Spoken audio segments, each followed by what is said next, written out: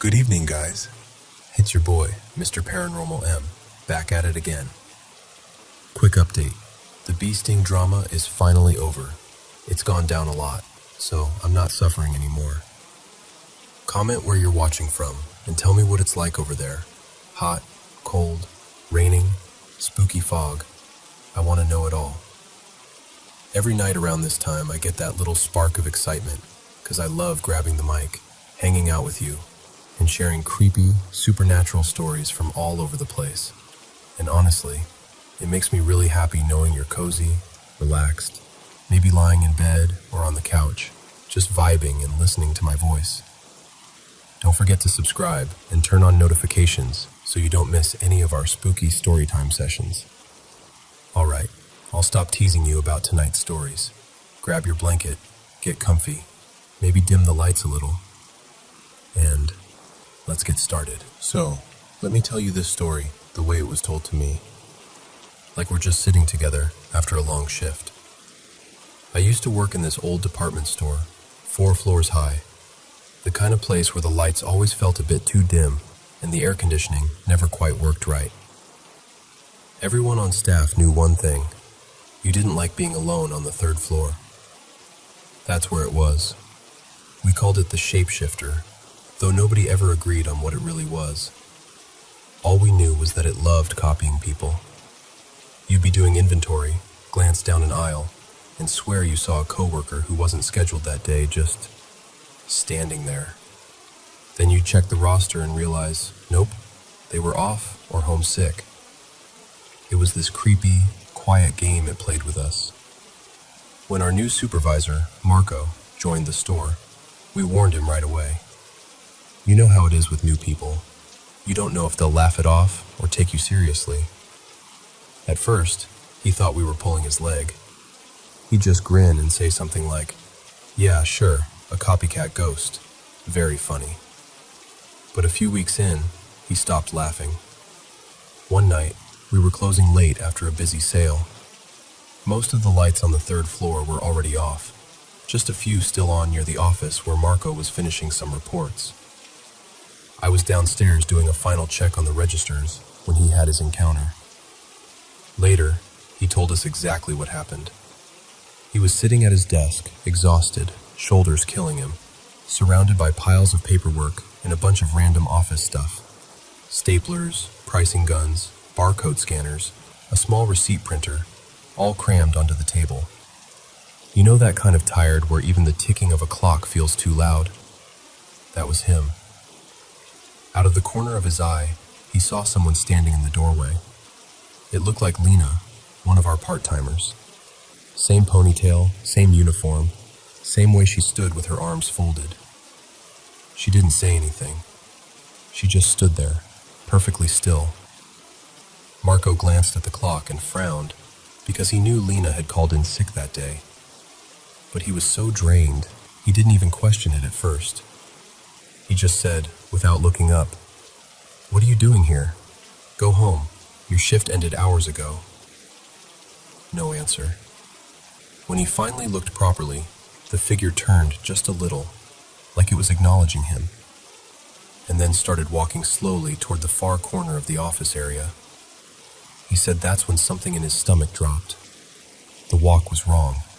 Too slow, too smooth, like it wasn't really walking, just gliding. Then it happened.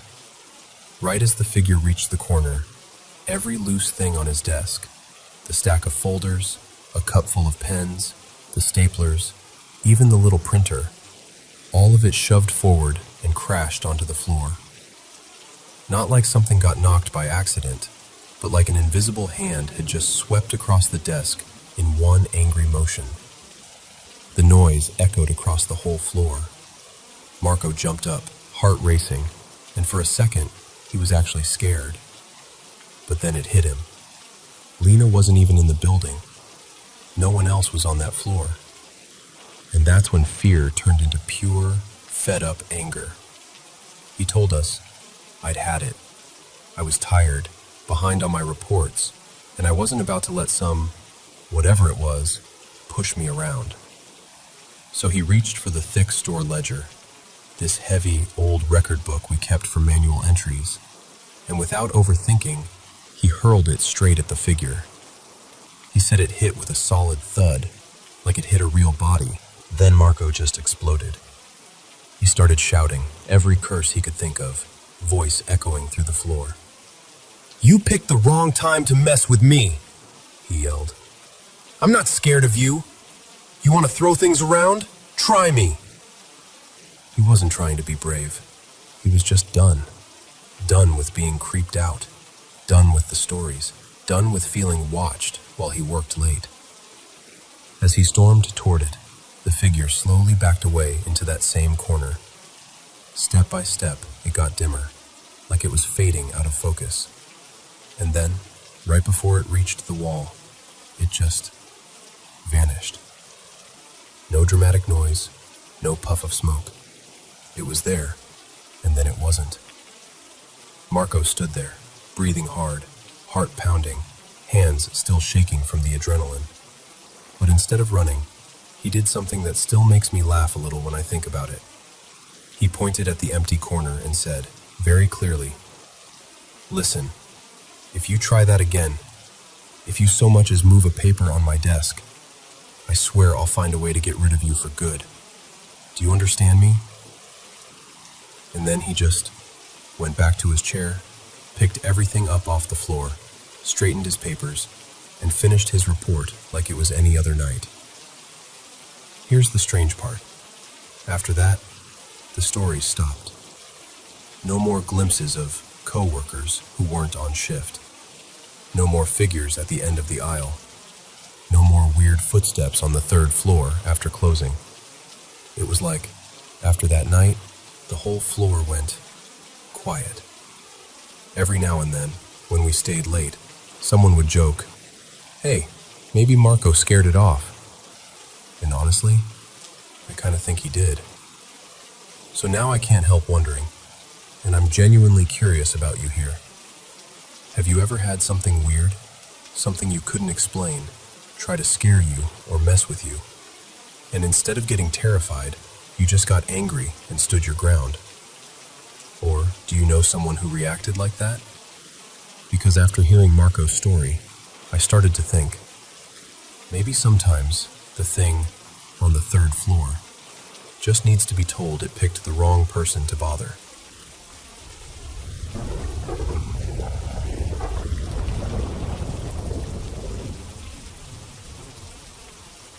So, let me tell you about a couple of stories that still give me chills whenever I think about working in retail at night. The first one is about my friend Marco. He used to work the late shift at this small convenience store, tucked at the corner of a busy intersection.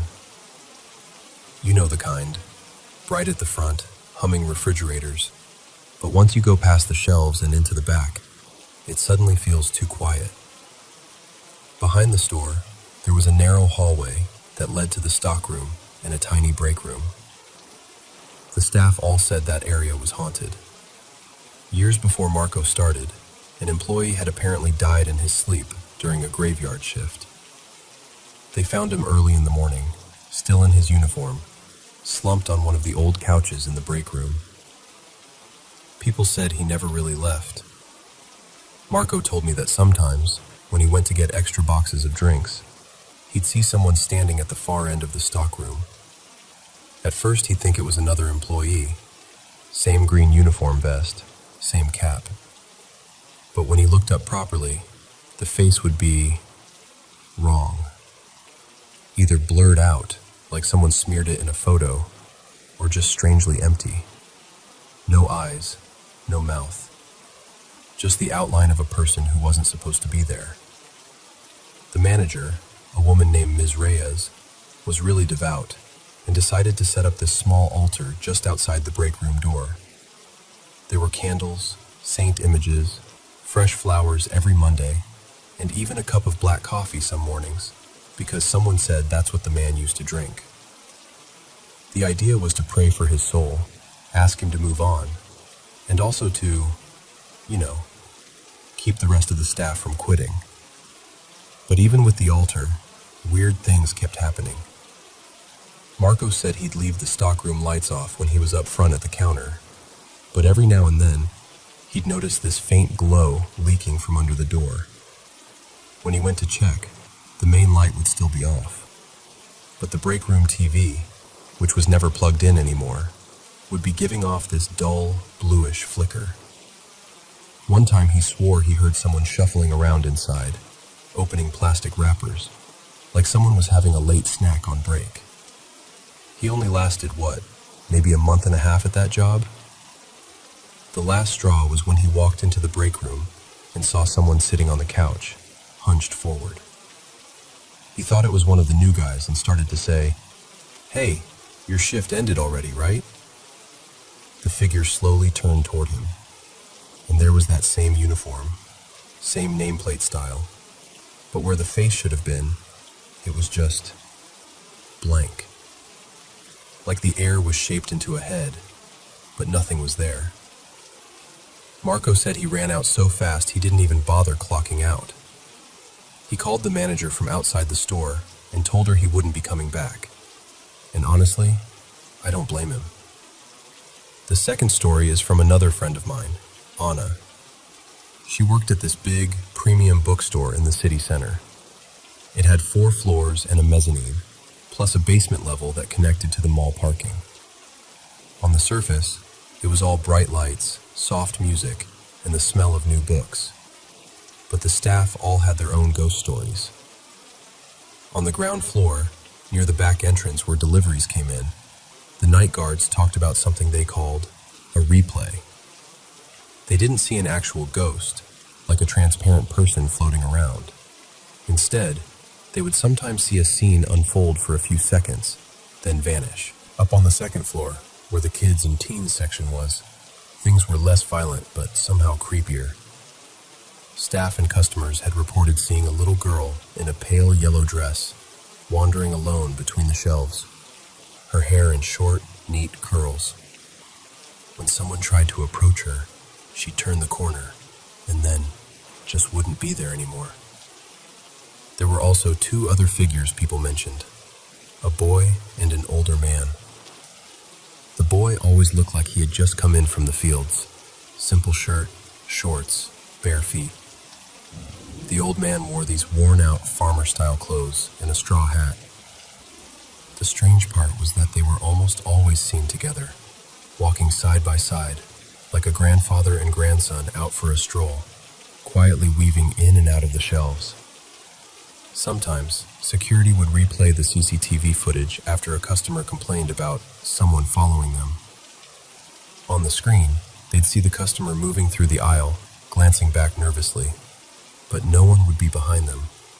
No boy, no old man, just empty space. The 4th floor was reserved mostly for arts, design, and rare books. That was the one that scared the staff the most. They said there was something up there that liked to copy people. Anna told me about nights during closing time when everyone would be doing last-minute shelving. She'd be straightening up a display and hear footsteps behind her. Then she'd hear a familiar voice, maybe her supervisor or one of her closest coworkers, say her name, casual and normal, like, "Hey Anna, you almost done?" She'd turn around, ready to answer, and the floor would be empty. A few minutes later, she'd bump into the real coworker downstairs and ask, "Did you just call me from the art section?" And the answer was always no. After a while, the staff made it a rule not to answer anyone calling their name on the 4th floor, unless they could actually see the person's face. Because of that, closing routines became almost like a race. As soon as it was time to shut down, they'd switch off the air conditioning up there, dim the lights, and everyone would go down together. No lingering. No, "I'll catch up later." Nobody wanted to be the last one alone on that floor, with something that could mimic their friends' voices. Funny enough, Anna always said the 3rd floor was the safest. That was where the general fiction and literature sections were. She joked that maybe the ghosts there were too busy reading to bother anyone. No major encounters, no strange flickering scenes, just the usual creaks and pops of an old building settling at night.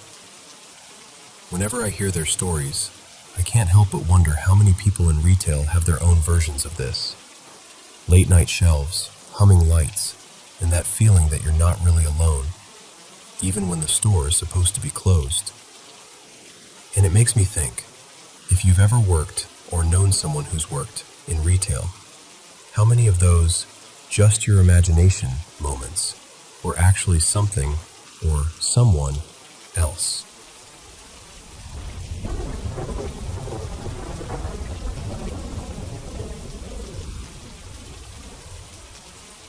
So I always joke that I have more ghost stories than birthday candles. I'm 24 now, but this all started when I was really little. I've pretty much felt haunted for as long as I can remember. One day I might tell you everything, but for now, I'll just stick to a couple of moments that still give me chills when I think about them. Back then, my family and I lived in Nevada, just a regular suburban neighborhood, nothing spooky looking about it at all. We moved into this brand new 2-story house when I was around 8, almost 9. Fresh paint, new carpet, that weird new house smell. You'd think a place like that would be the last spot to be haunted, right? But honestly, most of the worst stuff I've experienced happened in that house. And I'm pretty sure it wasn't just some random, harmless ghost. It felt darker. I still wonder what the land used to be. Burial ground, battleground, something. I don't know. I just know it didn't feel clean. I'm going to use fake names here, by the way. My family's super split on this stuff. Some of them don't believe in ghosts at all and think it's all devil worship or nonsense. And I don't feel like arguing with anyone at Thanksgiving. So, I'll call my mom Elena, my dad Mark, my middle sister Lena, my little sister Mia, and my cousin Jade. Here's the first weird thing. I had never, ever sleepwalked in my life until we moved into that house. And the strangest part? It only happened when I slept over at other people's houses. Anytime I had a sleepover at a friend's place, the next morning they'd be like, you were totally sleepwalking last night.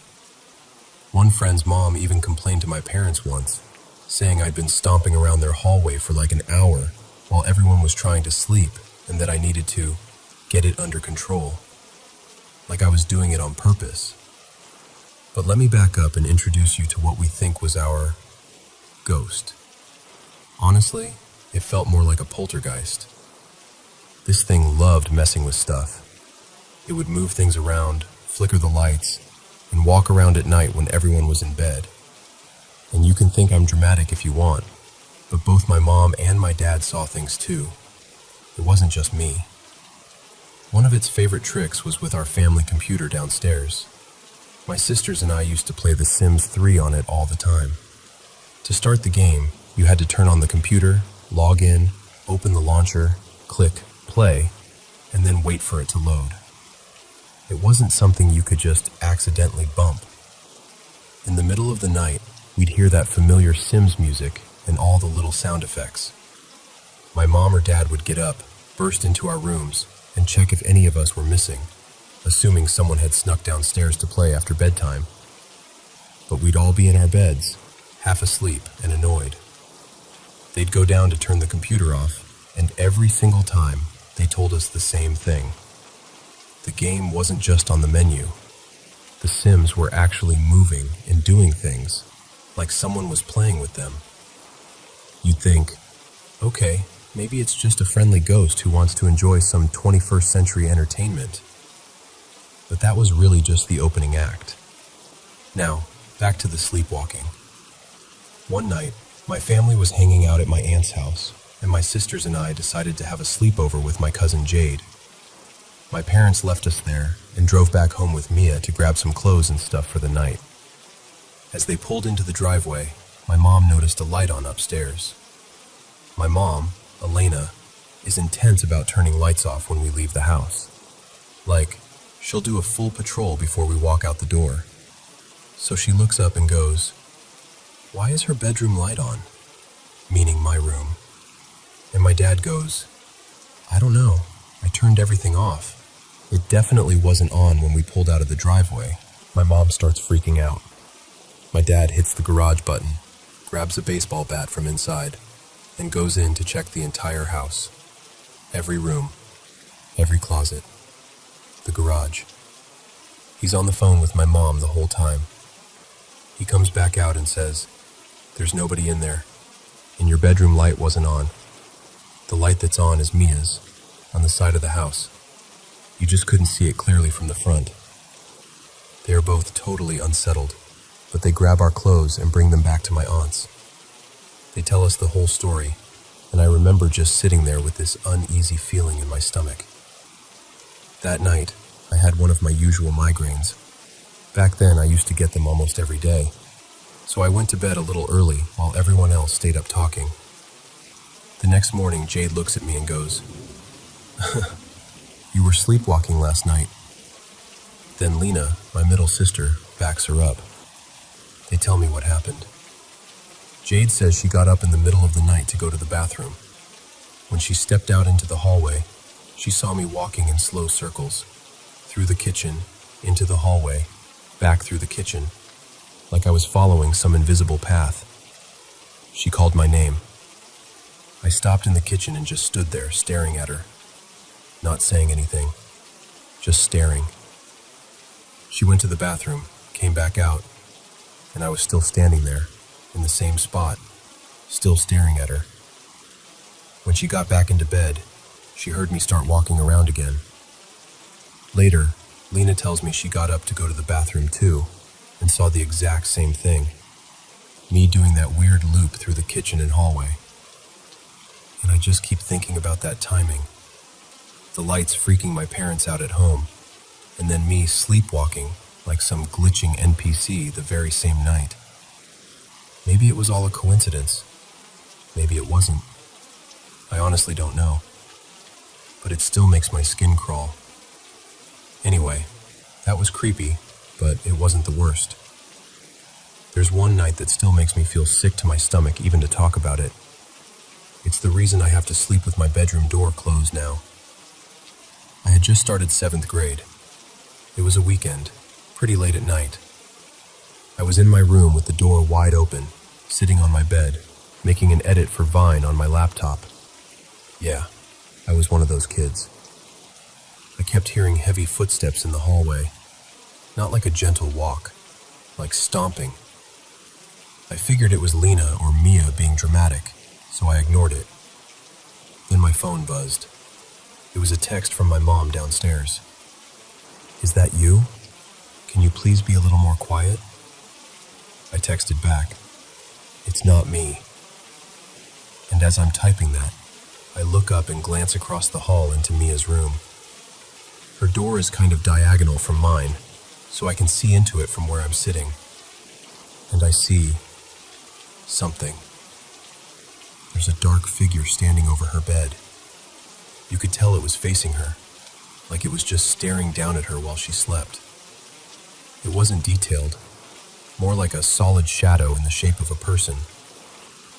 I remember my brain trying to protect me like, "Nope, we're not doing this." So I turn over in my bed and face the wall, pretending I didn't see anything. But of course, I couldn't leave it alone. I look back. Now the figure isn't by her bed anymore. It's leaning against the doorway of her room, like it's bracing one shoulder on the frame. And it's turned toward me. I can't see a face, but I can feel it looking right at me. At that point, my fight or flight just shuts down and does something stupid. I decide to get up, walk into the hallway, and close my door. Like closing a hollow wooden door is going to protect me from whatever that is. The second I shut my door, I hear it. The loudest, heaviest footsteps I have ever heard, pounding down the hallway, right past my room, and then thundering down the stairs. It sounded like something huge and angry running through the house. My mom comes to my room, opens my door, and her eyes are wide. "You heard that too, right?" I just nodded. I could still feel my heart in my throat. And then, while we're all awake, standing there in the hallway, we hear it again. from downstairs. The computer turns on, the familiar startup sounds, then the little chime from the Sims launcher, then the Sims 3 music. All three of us hear it. Normally, one of my parents would go downstairs and shut it off, but that night, my mom just looked at us and said, "We're leaving it. If it wants to play, it can play." So we all went into her room instead and tried to sleep with the Sims music drifting up the stairs, like the ghost was happily building a little digital house while we were curled up in the dark, terrified. Sometimes I try to tell myself I was just freaking myself out. I hadn't been watching scary movies or thinking about anything creepy before that. I was literally just editing a Vine. But I know what I heard. I know what I saw in my sister's doorway. And even now, all these years later, just talking about it gives me chills.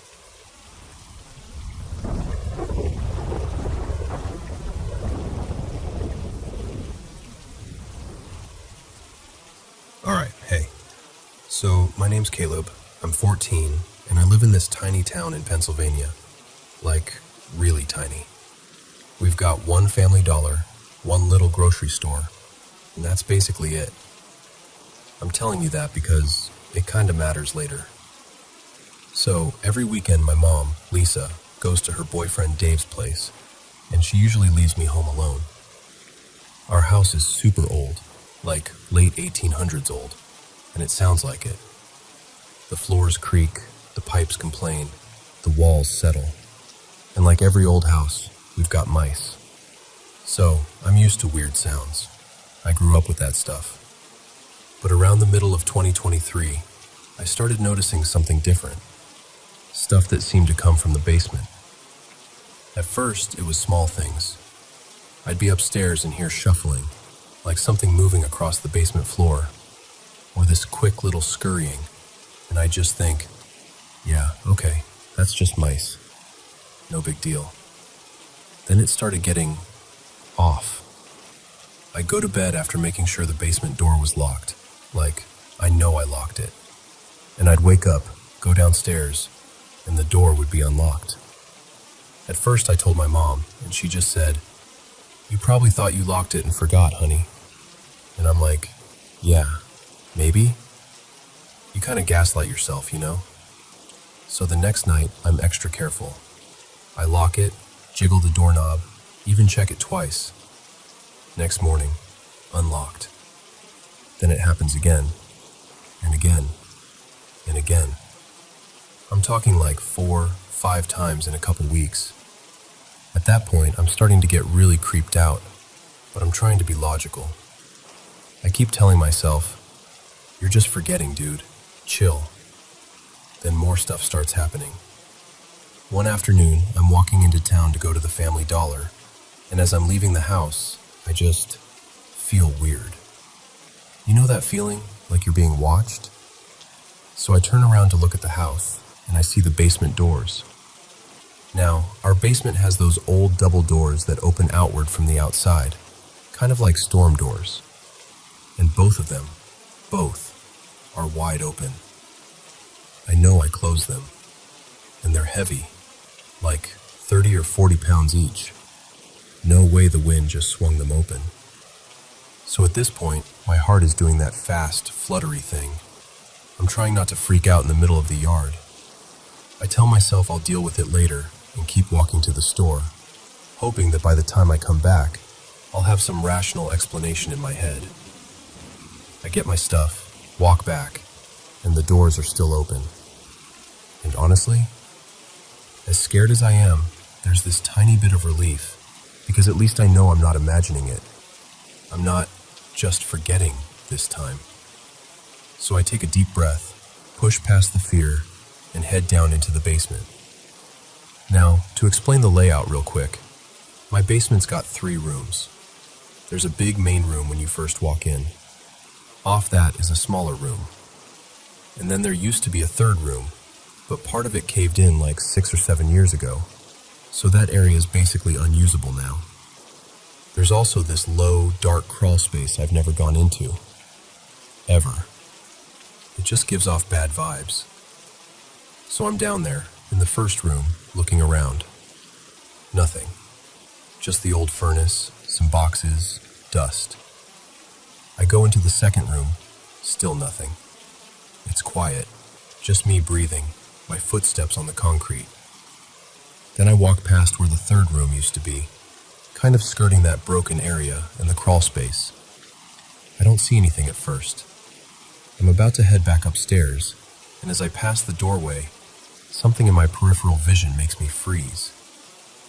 Out of the corner of my eye, I see a hand. Just a hand, pale, coming out of the edge of the crawl space. I don't stop to study it. I don't investigate. I don't do anything heroic. I just go, out loud, "Hell no!"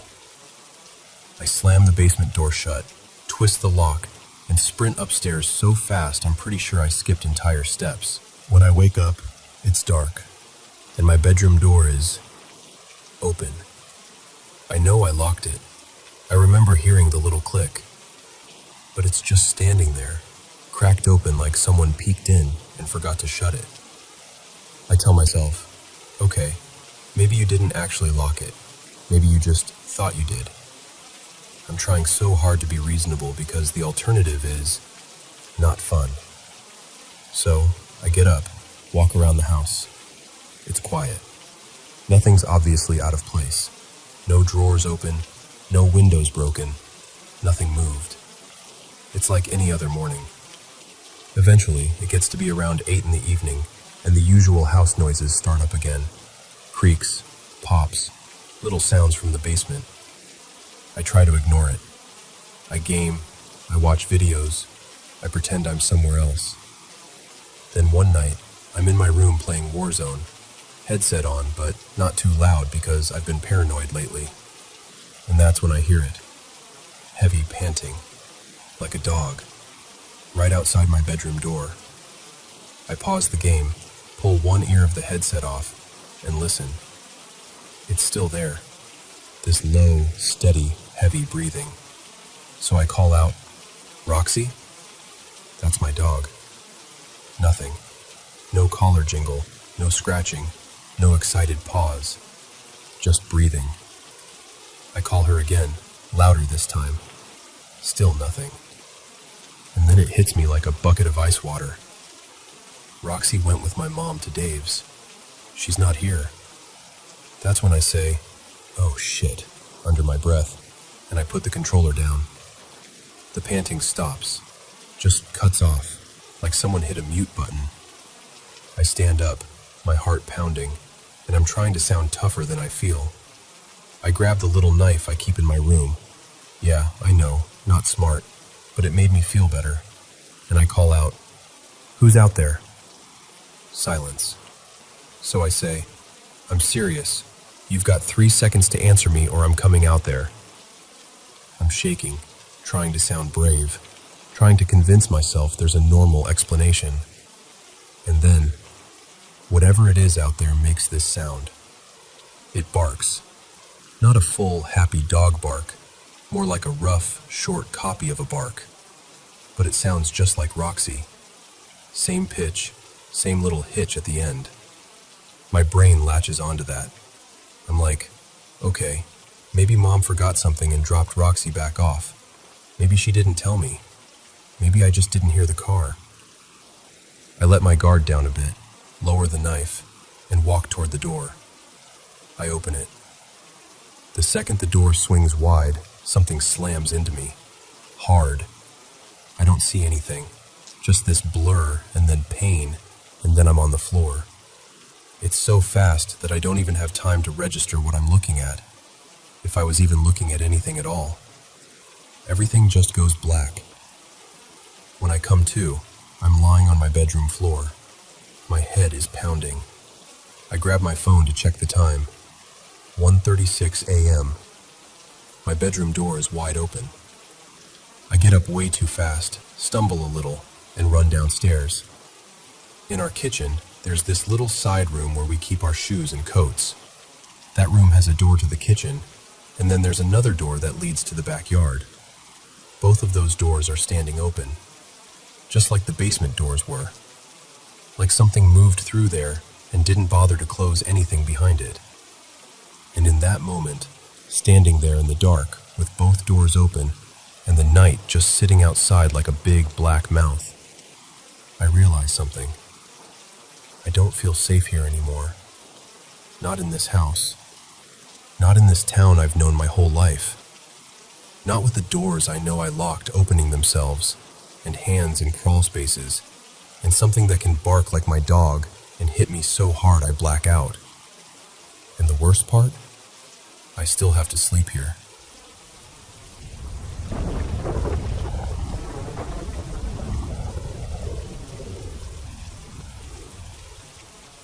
Okay, so let me tell you about the one story that's never really let go of me. When I was little, the older kids in our neighborhood loved to scare us with ghost stories. You know the type. Urban legends, half made up, half remembered from someone's cousin's friend. Most of them I've forgotten, but there was one that stuck. They called it Uzunigyo, the whirlpool doll. According to them, it wasn't a full doll at all. Just a child's head with long, stringy hair, drifting around at night and laughing in this weird, hollow voice. Ho ho ho. As a kid, I tried to act tough, but honestly, I was terrified. I wouldn't even go to the bathroom at night without turning on every light on the way. Years passed, and I grew out of most of that fear. By high school, I'd pretty much convinced myself it was just one of those stories older kids pass down for fun. That summer, our school organized a camp up in the mountains by a lake. The lodge we stayed in was surrounded by forest. Really quiet, the kind of quiet where you can hear insects and the wind in the trees, and not much else. Behind the lodge, a little way up the slope, there was this old, abandoned inn. The teachers told us not to go near it, said it was dangerous and unstable, which of course just made it 10 times more interesting. One night, after lights out, a younger student, her name was Mai, came running into our room, pale and shaking. She said, "I saw a kid's face at the door of the old inn. It was just staring." We all groaned and teased her. "Seriously? You've been watching too many horror movies." Someone joked, "Maybe it's Uzunigyo coming to say hi." We were laughing about it, kind of loud actually, and one of the guys pulled the curtain open to prove there was nothing there. From the window you could see the silhouette of the abandoned inn on the hill. And that's when we saw it. Not at the door like Mai said. This time it was at a second-floor window. A small, pale face just pressed against the glass, looking down toward our lodge. At first we all went quiet, like maybe it was a reflection or a trick of the light. But the longer we stared, the more it felt like it was staring back. Someone said, too quickly, "It's probably a mannequin or something." And that kind of broke the silence. We talked ourselves into believing that. We wanted to believe that. Later that night, a group of us decided to sneak out and check. Because of course we did. There were 5 of us. Me, my friend Haru, another guy named Kenji, and 2 others. We took our flashlights and crept up the path behind the lodge, trying not to step on branches and give ourselves away. The air around the inn was different, cooler, damp. Up close, the building looked even worse. Windows mostly boarded up, the wood warped with age, the sign hanging crooked. The front sliding door wouldn't budge, so we found a side door that was already cracked open, like someone had forced it a long time ago. We squeezed through one by one. Inside, it felt like the building was holding its breath. Our flashlight beams cut through dust hanging in the air. There were broken chairs, rotting tatami, old posters peeling off the walls. It smelled like mold and something else, stale, like a room that had been closed for years. We walked in a line, our lights bouncing around. I remember the sound of our feet on the floorboards, soft, cautious creaks, At some point, I realized it had gotten too quiet. No insects, no wind, just us. We reached the center of what used to be the lobby. That's when Kenji started laughing. At first, it was just a small chuckle. We thought he was messing with us. "Cut it out, man," Haru said. "You're gonna freak everyone out." But Kenji didn't stop. His laughter got louder, sharper. It didn't match his face at all. His eyes were wide and unfocused, like he wasn't actually seeing us. I stepped toward him. "Kenji, hey, you okay?" He didn't answer. He just kept laughing, breathless, like he couldn't stop. That's when we heard it from the stairwell. A small voice, echoing in that empty building. Ho, ho, ho. The hairs on the back of my neck stood up. Very slowly, we turned our flashlights toward the stairs. There, just beyond the corner of the staircase, something leaned out. It was a child's head. No shoulders, no body. Just the head, as if it were perched on an invisible shelf in the air. Long black hair hanging down, skin too pale, eyes too dark. It tilted slightly, like it was curious about us. Ho, ho, ho. The sound didn't match the shape of its mouth. It was like the voice was coming from somewhere deeper in the house, echoing through the walls. I remember my legs feeling like they weren't part of me. My whole body wanted to run, but I couldn't move. Then Haru grabbed my arm and yelled, "Run!" We dragged Kenji between us. He was still laughing, choking on the sound, heels scraping the floor. Someone kicked open a warped door or window, I can't even remember clearly, and we stumbled out into the cold night air. Only once we were outside did Kenji's laughter finally stop. He went limp, like someone had cut his strings. The teachers rushed him to the hospital in town. He stayed there for a while. When he came back, he seemed normal, just a bit quieter. The strange thing is, he didn't remember any of it. Ask him about the inn, and he'd frown and say, "I just remember feeling tired." The next day, the locals came up with the school staff. They nailed the doors shut properly, put up warning signs, even placed a small stone shrine near the path, with fresh flowers and a little wooden plaque. I don't know what was written on it, but the adults looked serious. Camp ended, and life went on. I went back home, back to my usual room, my usual routines. I tried to fold that night away like an old letter, something I could tuck into a drawer and forget. But a few nights later, I woke up in the middle of the night. No reason, just that feeling, like something was standing right outside your field of vision. My room was dim. The streetlight outside barely reached my window. I lay there, listening. And then I heard it. Knock, knock, knock.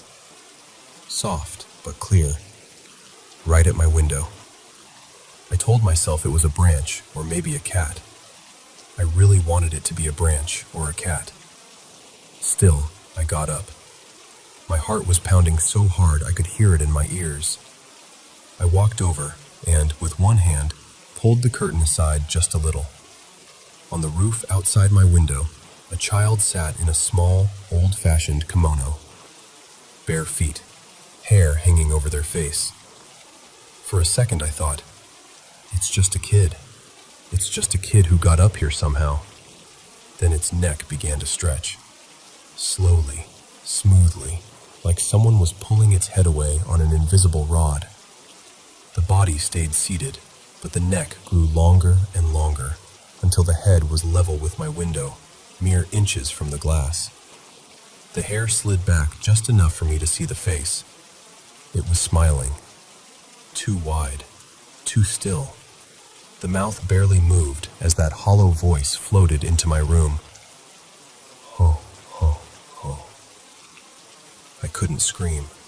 I couldn't move. I just stood there, hand frozen on the curtain, staring back. I don't remember lying back down. I just remember that somehow At some point, I ended up under my blanket, shaking, and I watched the sky through a crack in the curtain until it turned gray and then light. In the morning, the roof outside my window was completely empty. No footprints, no scuff marks, nothing out of place. I told myself it was a dream. That's what anyone would say, right? Just a nightmare after a scary experience at camp.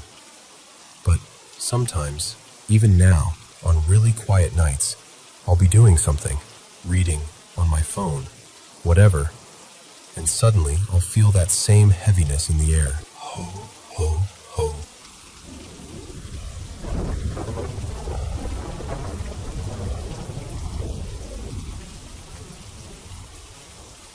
So, let me tell you about something that happened back when I was in university. It didn't happen to me directly. It happened to my friend, Daniel. But I was right there for the aftermath, and I can still picture it like it was yesterday. It was around 10 at night. I was in my tiny off-campus apartment, half watching some late TV and half dozing on the couch, when my front door suddenly burst open. Daniel stumbled in without even knocking.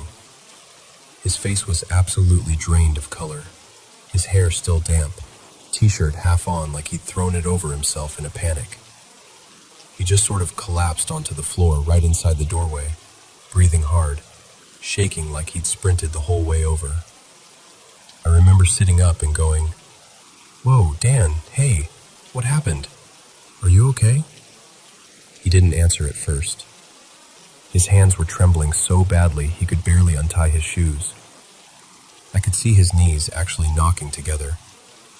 It took him a good minute to catch his breath, and when he finally looked up at me, his eyes were glassy and unfocused, like he'd just walked out of a nightmare. I can't go back there," he muttered. "Back where?" I asked. He swallowed hard. "My place." Now, at the time, Daniel was living alone in this small but pretty nice studio apartment about 10 minutes from campus. His parents lived several hours away, and he wasn't dating anyone. I'd been there plenty of times. It was just him, his cluttered desk, a futon, and way too many instant noodle cups. So I asked him, "Did someone break in? Did something happen?" He shook his head, still staring at the floor. "No, that's the problem. There wasn't supposed to be anyone there." I could feel my skin prickling a bit, but I tried to stay calm for his sake. "Okay," I said gently. "Start from the beginning. What happened?" He took a deep breath, rubbed his face with his hands, and then, in this low, shaky voice, he told me. He'd gone home like usual after his evening lab, grabbed a quick dinner, and decided to soak in the bath for a bit to relax. His bathroom had one of those old apartment intercom panels on the wall, wired to the front door so you could buzz people in or talk to whoever rang. He said he was scrolling on his phone, half asleep in the warm water, when his elbow accidentally hit the intercom button. He heard the soft click as it turned on. He told me he sighed, annoyed, because he thought maybe he'd just buzzed someone by accident or triggered some weird noise in the hallway. He was about to get out and towel off when, from the speaker outside the bathroom, he clearly heard a woman's voice say, "Wait there, I'm coming in now." He said the voice was calm, not angry, not playful, just matter-of-fact, close, like she was standing just on the other side of the door. For a second, he thought maybe he'd misheard it. Maybe it was the TV from a neighbor's place, but then it sank in. He lived alone. He hadn't ordered food. No one was supposed to be coming over. And the intercom only connected to the building entrance and his front door. He told me that the realization hit him all at once. This cold, heavy feeling dropping right into his stomach. He suddenly became very aware of how quiet his apartment was. No footsteps in the hallway. No elevator sounds. Just water dripping from the faucet and his own breathing. And that voice, he said to me, staring at nothing. It was right there, in my apartment. Not from outside, inside. His whole body started shaking again, just remembering it.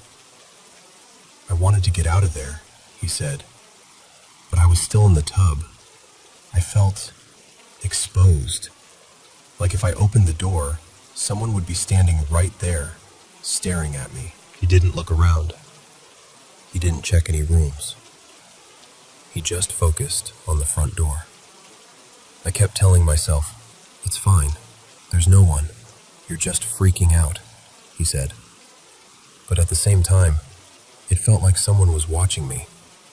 Like if I turned my head, I'd see them standing in the corner or behind the bathroom door. When he reached the entrance, he grabbed the handle and yanked. The door didn't move. He realized the deadbolt was still locked. That didn't bother him at first. He had a habit of locking it the moment he got home. But then he noticed something that made his blood run cold. The security chain was still latched. "I locked it when I came home," he told me, his voice almost "I remember doing it. I always do. But if the chain was on the whole time..." He looked up at me then, eyes wide. Then who was the woman talking through the intercom?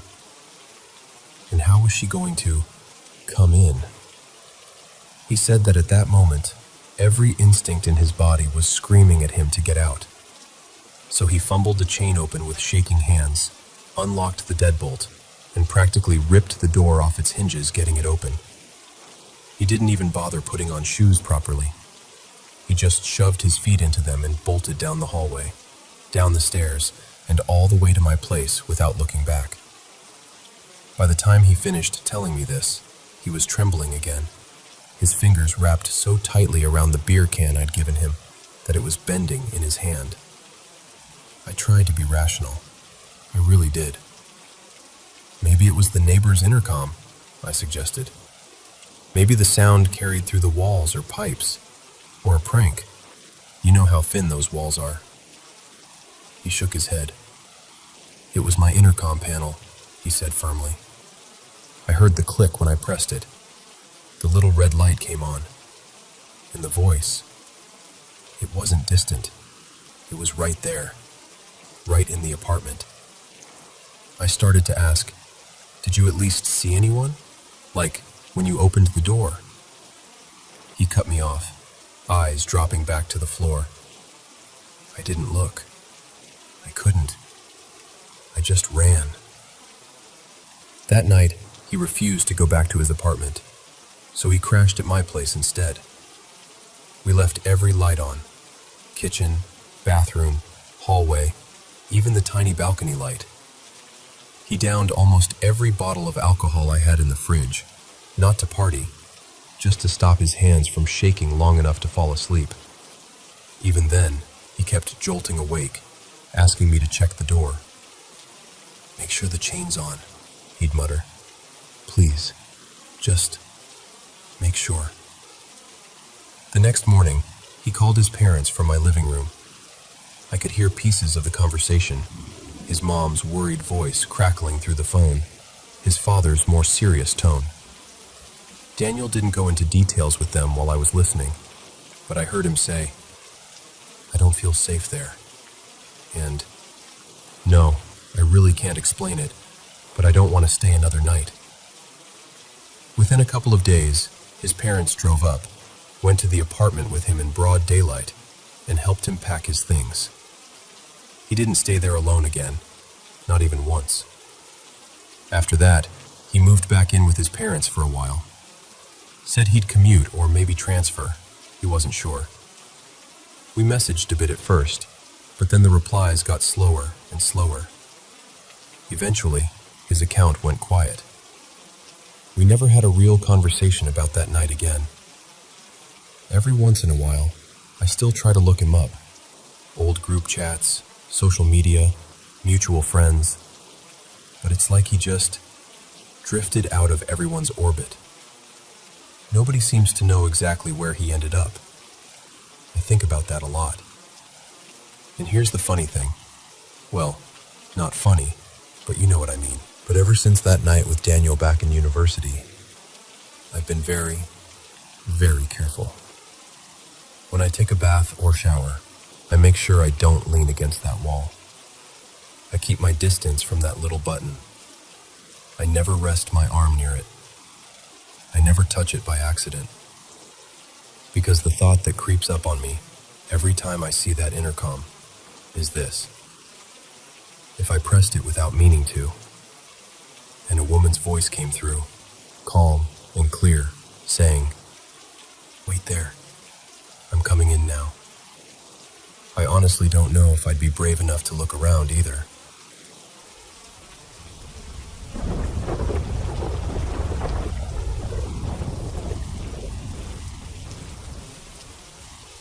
You know, I grew up in this tiny barangay in the Philippines, way out in the province.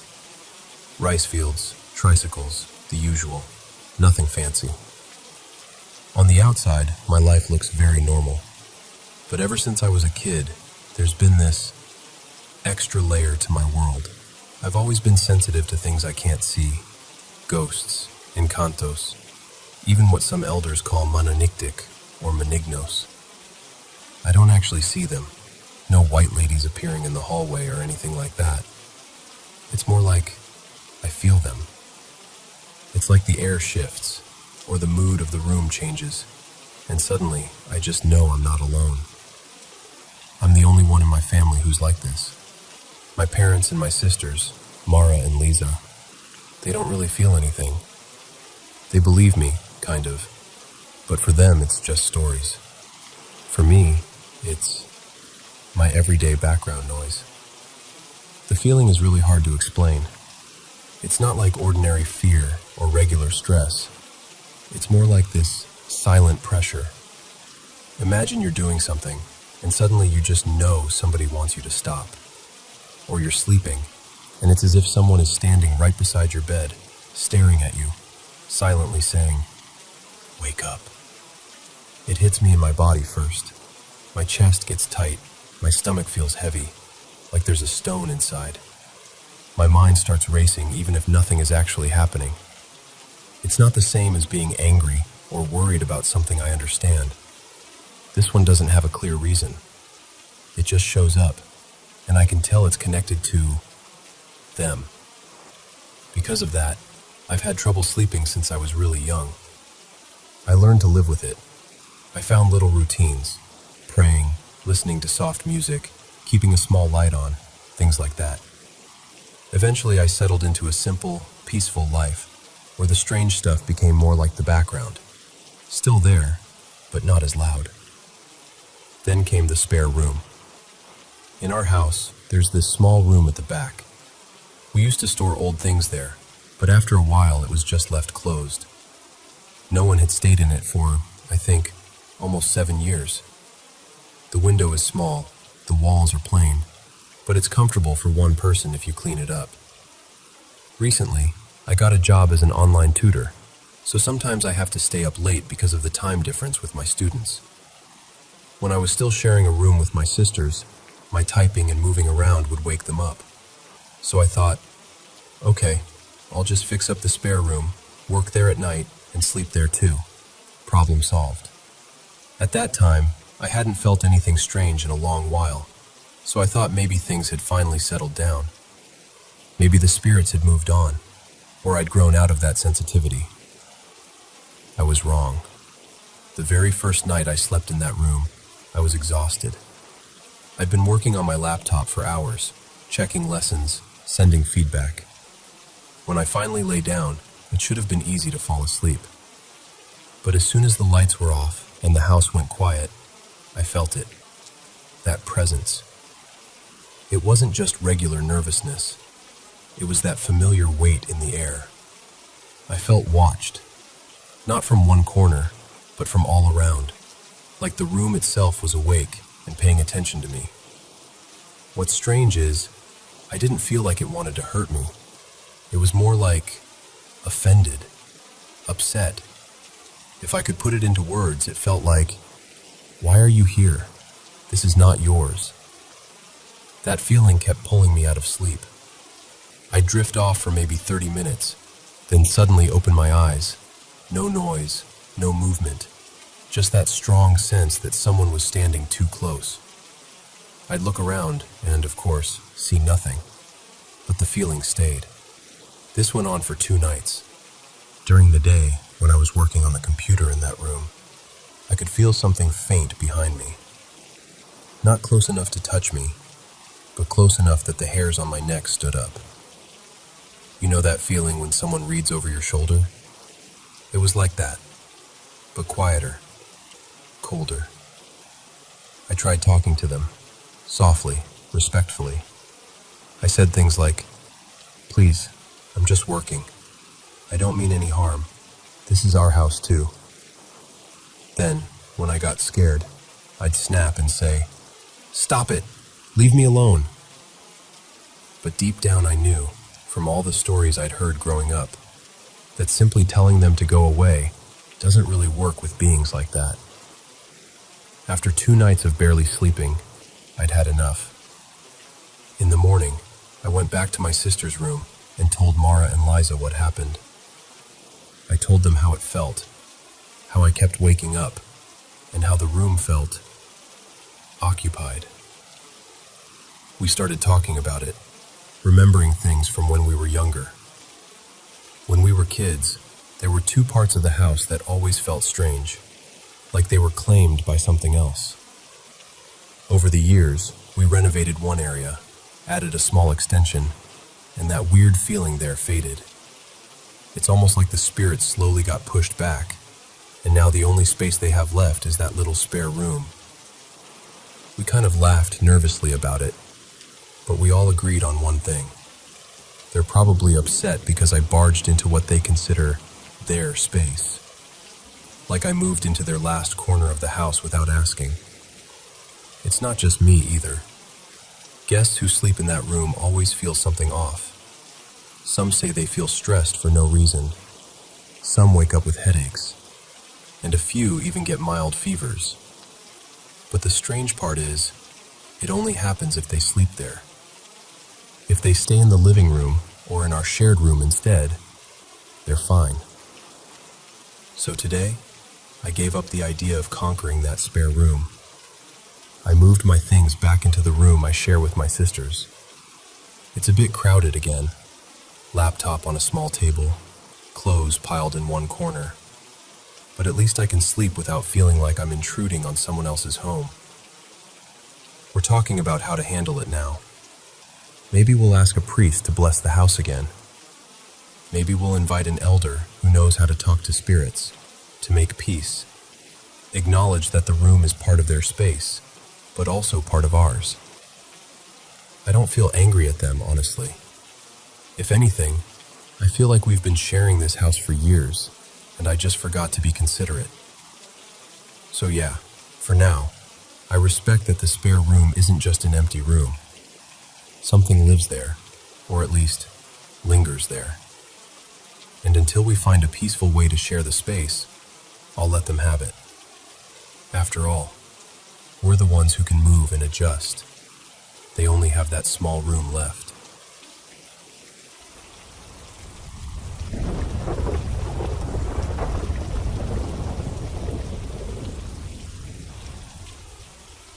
So, my name's Michael, and this is the story of the wildest night of my life.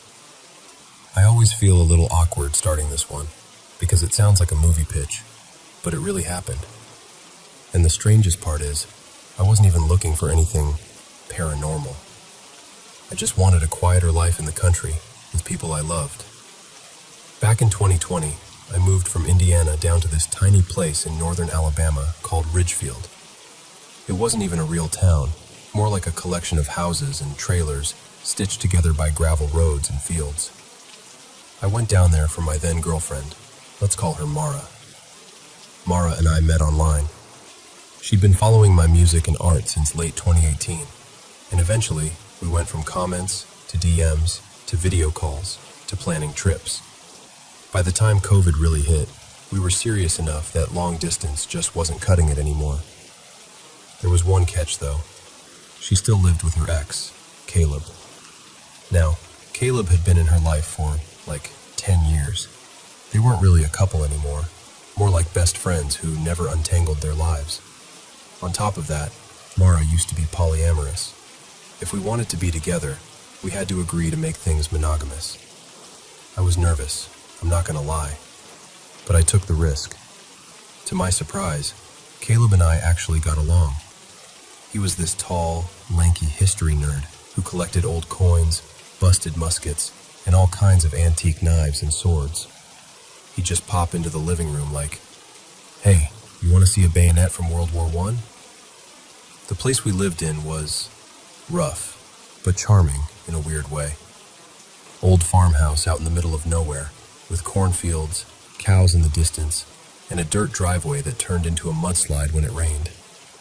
Floors were patched, some doors didn't shut right, but the rent was something like $350 a month, which tells you everything you need to know about the condition. Still, I was happy. New state, new people, fresh start. Enter Jade.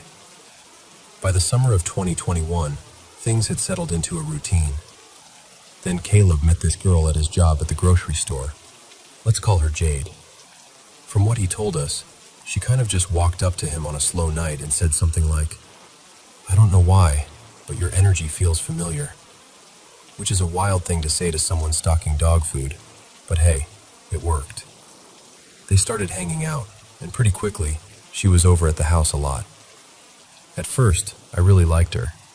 She was sharp, funny, kind of nerdy, and she loved to laugh. Every now and then she'd smoke a little, but nothing crazy. She was polite, sweet, and honestly seemed more grounded than a lot of people I'd met. Then she opened up about her spiritual side. She told us that when she was a kid, her mom had forced her into this ritual, a blood oath kind of thing. She said her mom had this old occult book and drew a pentagram, made her cut her finger, and swear something she didn't understand. After that, she said weird things started happening to her. Feeling watched, seeing shadow figures, hearing voices, having episodes where something else would take over.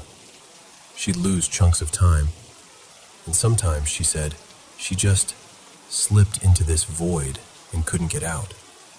She was very open about it. No theatrics, no trying to impress us. Just, "Hey, this is my reality. If you're going to be around me, you should know." Caleb didn't seem too bothered. Mara was used to spiritual stuff and energy work, so she took it seriously. Me? I was on the fence. I believed her, but I kind of hoped it was just some weird sleep paralysis type thing. Then one night, I ran out of room for doubt. The first night, we're just about to fall asleep when we hear this dull thud somewhere in the hallway. Not super loud, just enough to make you go, "Huh?" A few minutes later, there's a knock on our bedroom door. Caleb's voice, calm but tight. "Hey, can you guys come help with something?" Mara gets up right away. I stay in bed at first, just listening. I can hear them talking, but it's muffled, and after maybe 10 minutes, curiosity wins. I swing my legs out of bed, open the door, and lean into the hallway. Jade is on the floor. She's lying kind of sideways in the middle of the hall, half in shadow, mumbling, "No, no, no, no, no," over and over, like someone trapped in a nightmare. My first thought, honestly, was that maybe she was having a bad reaction to something she smoked. Her eyes were open, but it was like nobody was home. Caleb and Mara were kneeling beside her, trying to snap her out of it, calling her name, touching her shoulder, telling her she was safe. She wasn't responding, just stuck in that weird, low chant. We decide to get her outside, thinking fresh air might help. So we carefully pick her up and carry her out into the front yard. The sky is clear, stars everywhere, the kind of quiet that makes you aware of your own heartbeat. We lay her on the grass. After a minute or two, she starts to come back. Her eyes focus a little, and she blinks like she's just woken up from a long, confusing nap. She turns her head towards me and, in this soft, tired voice, says, "I can feel how nervous you are. It's okay." She hadn't even really looked at me yet, but she nailed it. I gave this awkward half laugh like, "Yeah, no kidding." She explains that this isn't new to her. She calls it the void.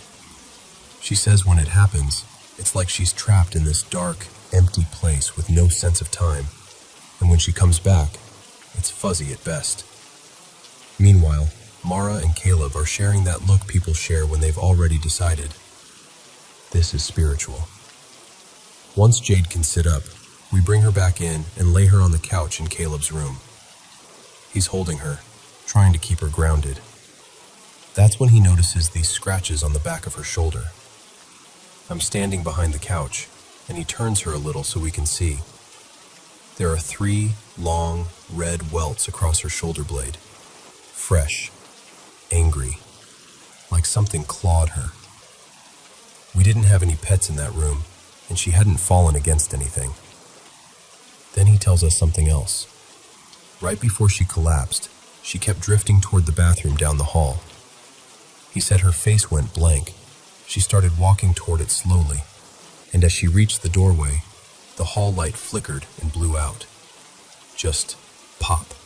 Done. It never turned back on after that. That got my attention. We'd always hated that bathroom. The whole house was old, but that room had this extra layer of nope attached to it. Soft, warped floorboards, mildew smell, and a weird, cold stillness even in summer. We hardly ever used it. There was a second bathroom on the other side of the house, so we just kept this one shut and pretended it wasn't there. Jade tells us that whatever was messing with her was in that bathroom, that it was trying to lure her in. At this point, my logical brain is clocking out, and my, okay, what if this is real, brain is clocking in. The possession. We go to check the bathroom.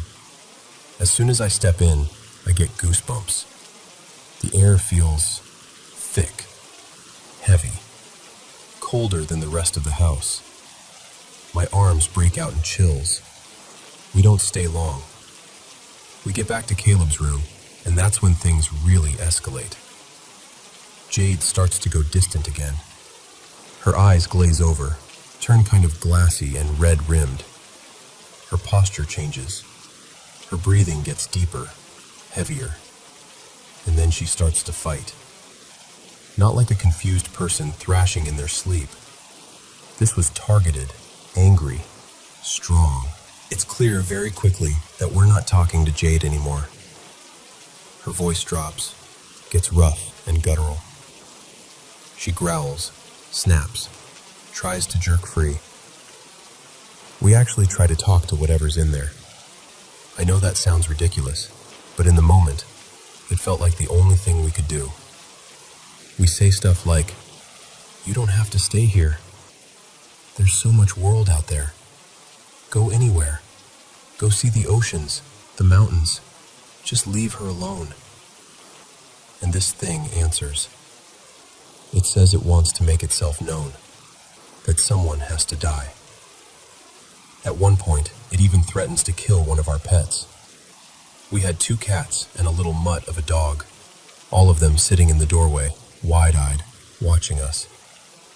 Every time the thing mentioned them, my stomach dropped. All the while, Caleb is wrestling to keep her pinned, sweating, exhausted, just repeating her name under his breath like a mantra. Mara looks at me and goes, "Go grab sage, the fresh stuff from the garden, now." I bolt outside, grab a handful of sage from the little herb patch by the porch, run back in, and try to light it. Fresh sage doesn't really want to burn, but I get it smoldering eventually, blowing on it until it starts to put off smoke. The reaction is instant. Every time I waft the smoke toward Jade's face, this thing snarls. Low, angry, like it's in pain. Her body tenses and jerks. It's not subtle. So I just keep going. I circle the room, then aim the smoke right at her. Sometimes she manages to get an arm loose and tries to swat the sage out of my hand, but I've got a death grip on that little bundle. At one point, it's taunting us, talking trash, saying we're weak and we can't do anything. I don't even know what came over me, but I just blurt out, "Man, who pissed in your cereal?" For a second, everything goes quiet. And then it lets out this deep, dark chuckle. I remember thinking, great, I've just made a demon laugh. That's not on my life bingo card. We play spiritual music, stuff that feels uplifting and protective. We pray in our own messy, not religious way, just calling on whatever light and protection we can think of. We keep the sage going, keep talking to Jade, reminding her she's loved, that she's stronger than this thing. This goes on for hours. The whole night starts to blur into this loop of smoke, growling, whispered encouragement, and the sound of Caleb's breathing as he holds her in place. Eventually, the intensity starts to dip. The growls get weaker. Her body isn't fighting as hard. By the time the first light of morning starts slipping through the blinds, this thing feels tired. We think we're done. We're not. The salt test. Around sunrise, Jade seems to come back. She blinks slowly, looks around like she just woke up in someone else's house. Her voice softens. She sounds like herself again, shaky, confused, but there. We're all exhausted. Mara decides to make her some herbal tea to help calm her nerves. As she's in the kitchen, she remembers something. Salt is supposed to be cleansing, protective. So, without saying anything, she stirs a good pinch or two of pink Himalayan salt into Jade's mug. We bring it back to her. She sits up a little, hands trembling, and takes a small sip. The reaction is immediate.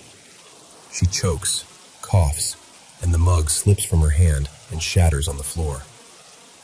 Her eyes snap wide open, and that heavy, dark presence slams back into the room. It had been pretending. The demon, or whatever you want to call it, was just wearing her like a mask, waiting. As soon as the salt hits, it can't hold the act anymore. It snaps, and suddenly we're right back where we were. Voice low, body tense, vicious hostility pouring out of her. So round 2 begins. More sage, more prayers, more wrestling. The only difference this time is that it's weaker. Not harmless, but not as overwhelming as it was earlier. The grasshopper. Around 7 a.m., we can all tell the thing is draining. The growls are rougher, slower. The energy in the room feels like a storm that's finally passing. We manage to get Jade back outside, into the yard, to the same patch of grass under the morning sun. The sky is a soft blue, birds are waking up, and the air feels cleaner. We lay her down gently. She's pale, barely able to move. After a minute, she manages to sit up with our help, legs stretched out in front of her. Her eyes are half closed, like she's between worlds. We're just sitting there in silence when this tiny green grasshopper hops onto her left leg. We all notice it at the same time, but nobody says anything. It climbs up her knee, then onto her index finger. She lifts her hand slowly, bringing it closer to her face, and just stares at it for maybe 30 seconds. It felt like she was focusing everything she had left into that moment, into that little creature. Then, without a word, she lifts her arm and gently flicks her finger. The grasshopper jumps off into the tall grass and disappears. Right after that, she makes this small motion, like she's tying an invisible knot around a nearby dandelion stem. And then she just lies back, inch by inch, until she's flat on the ground and unconscious again. The energy around us shifts. It's subtle, but we all feel it. Lighter. Quieter. We look at each other, too tired to analyze it, but we all have the same thought. Something just left. Aftermath and the second night. We carry her back inside. Caleb lays her on the bed and stays with her. I get maybe 2 hours of sleep before I have to drag myself to work. I remember driving that morning like I was in a dream, half convinced none of it really happened. The next day, our friend Marcus comes over. He usually hung out with us almost every day. We tell him the whole story. He believes us, but you can tell he also kind of thinks we're exaggerating. Fast forward to around 11 p.m. that night.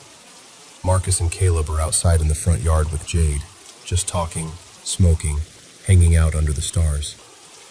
The yard opens up into this big cornfield with a tree line and a small shed off to the right. It looks peaceful from the porch, but at night, those woods are pitch black. Mara and I are in the kitchen cooking when Marcus bursts through the door, eyes wide, a little out of breath. Guys, I think we're gonna need that sage again. He tells us Jade went quiet, her face went blank, and she started walking toward the dark edge of the property, toward the woods and the old shed. Marcus followed her, trying to get her attention. When he asked if she was okay, she turned around slowly, eyes empty, and in this low, drawn-out voice said, "No." That was enough for him. He sprinted back to the house. This time, we're not caught off guard. While I was at work that day, I'd picked up powdered sage, just in case. Caleb and Marcus grab Jade and guide her back inside, even as she's resisting. We get her onto the same couch. Caleb wraps his arms around her again, and we start the whole process over. Sage, smoke, music, firm words. Mara and Caleb are done being polite about it. They're tired of this thing coming into the house, and they say so. They tell it, "You're not strong. You're pathetic for needing a host. You can't touch us. You're not welcome here." And honestly, it is weaker. The whole possession lasts maybe 2 hours this time. Still intense, still scary, but nothing like the marathon of the night before. You can almost feel it slipping, like a bad signal cutting in and out. Marcus gets front row seats to all of it. By the end, he's pale and quiet, and very much no longer skeptical. Later, Jade tells us she felt the demon in the shed. She thinks when that grasshopper hopped away, it headed straight there, like the shed was some kind of anchor point. At the time, he wrote it off as being tired. After that second night, it didn't feel so random anymore. After that second night, things went quiet. No more possessions, no more strange sounds or shadows, no more lights blowing out. Life, slowly, went back to normal. Or as normal as it can after you've held a demon-possessed girl while your roommate waves burning sage in its face. We told a few friends and family members. Most of them believed us enough, like, "Okay, I don't think you're lying, but I don't really know what to do with this information." About a week later, Jade broke things off with Caleb. She was heartbroken, and then she was gone. They lost contact. To this day, we don't know how she's doing, or if that thing ever tried to come back. Eventually, Mara and I broke up too. It wasn't some huge, dramatic blow-up. We just grew apart. I moved out of Alabama, that closer to my own family. We're still on decent terms, and we check in on each other now and then. I look back on those 2 years in that creaky old house in Ridgefield, and it feels like a whole other lifetime. The good memories, the long talks on the porch, the stupid jokes, the music, the love. All of it sits right next to those 2 nights of pure, surreal fear.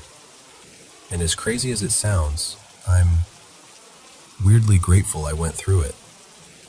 It cracked my world open a bit, made me realize how little we really understand about whatever else is out there. I don't pretend to have answers. I just know what I saw, what I felt, and what we all experienced together. If there's one silly but serious piece of advice I'll leave you with, it's this. Keep some sage and some salt in your house. You might never need it, but if you do, you'll be really glad it's there.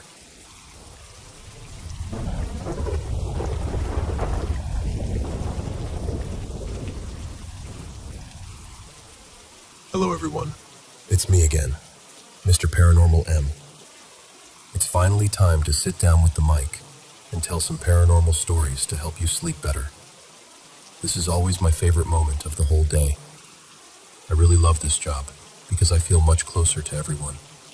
And of course, thank you for always listening and supporting me. Don't forget to subscribe and turn on notifications to receive the fastest notifications about the latest videos. And don't hesitate to send me your stories. Now put on your headphones and let's get started.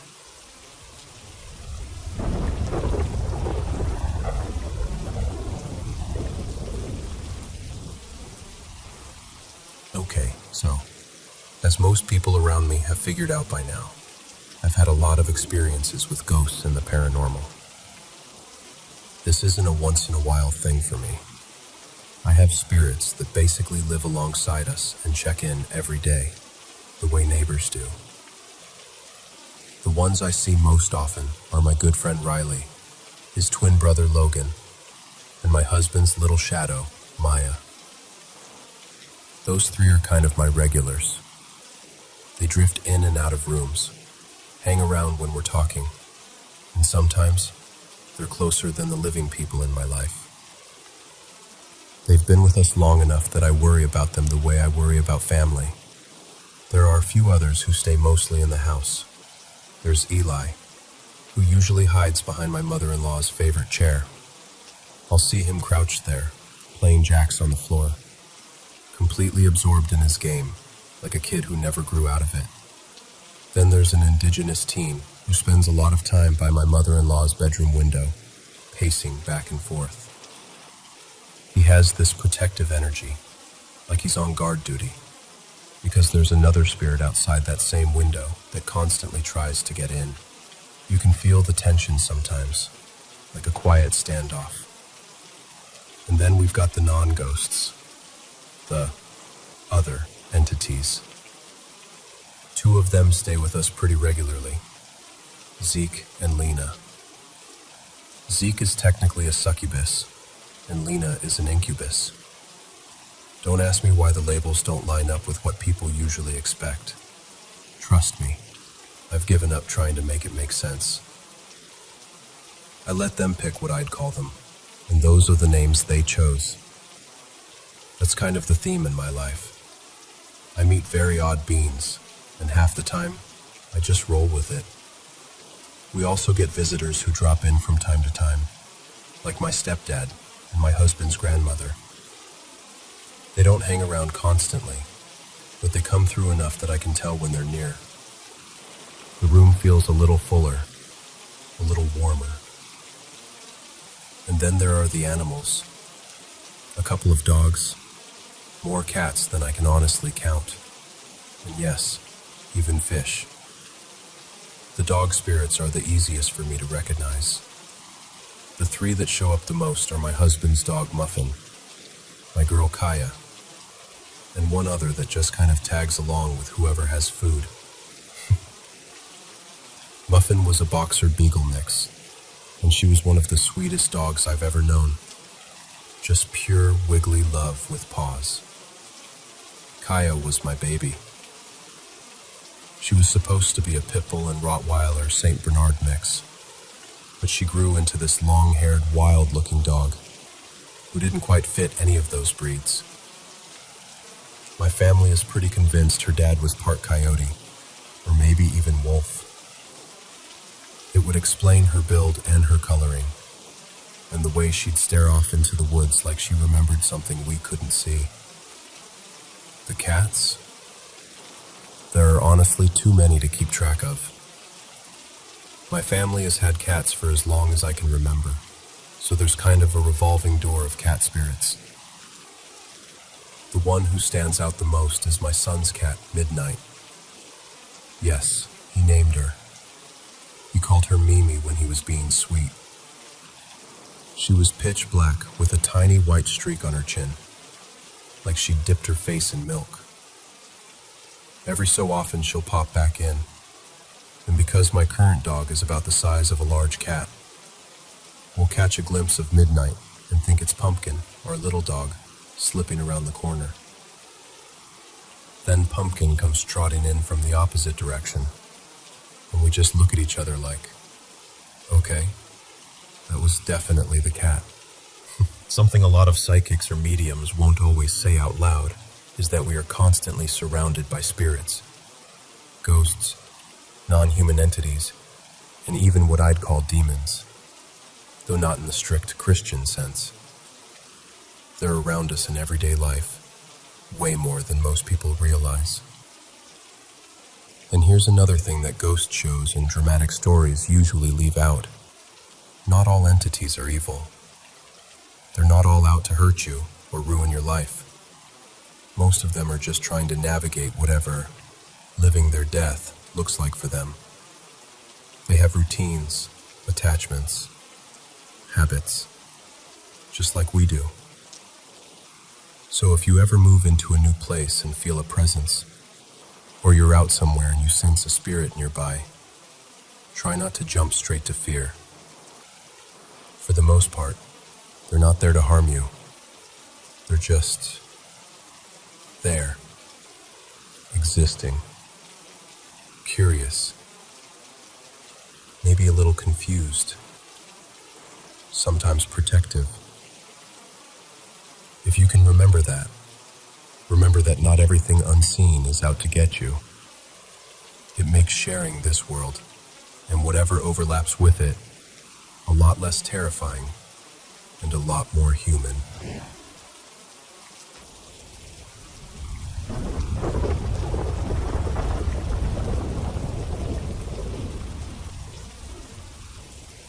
You know, every time we drive along the river near the Astoria-Megler Bridge, I can't help looking up toward that old fort on the Washington side.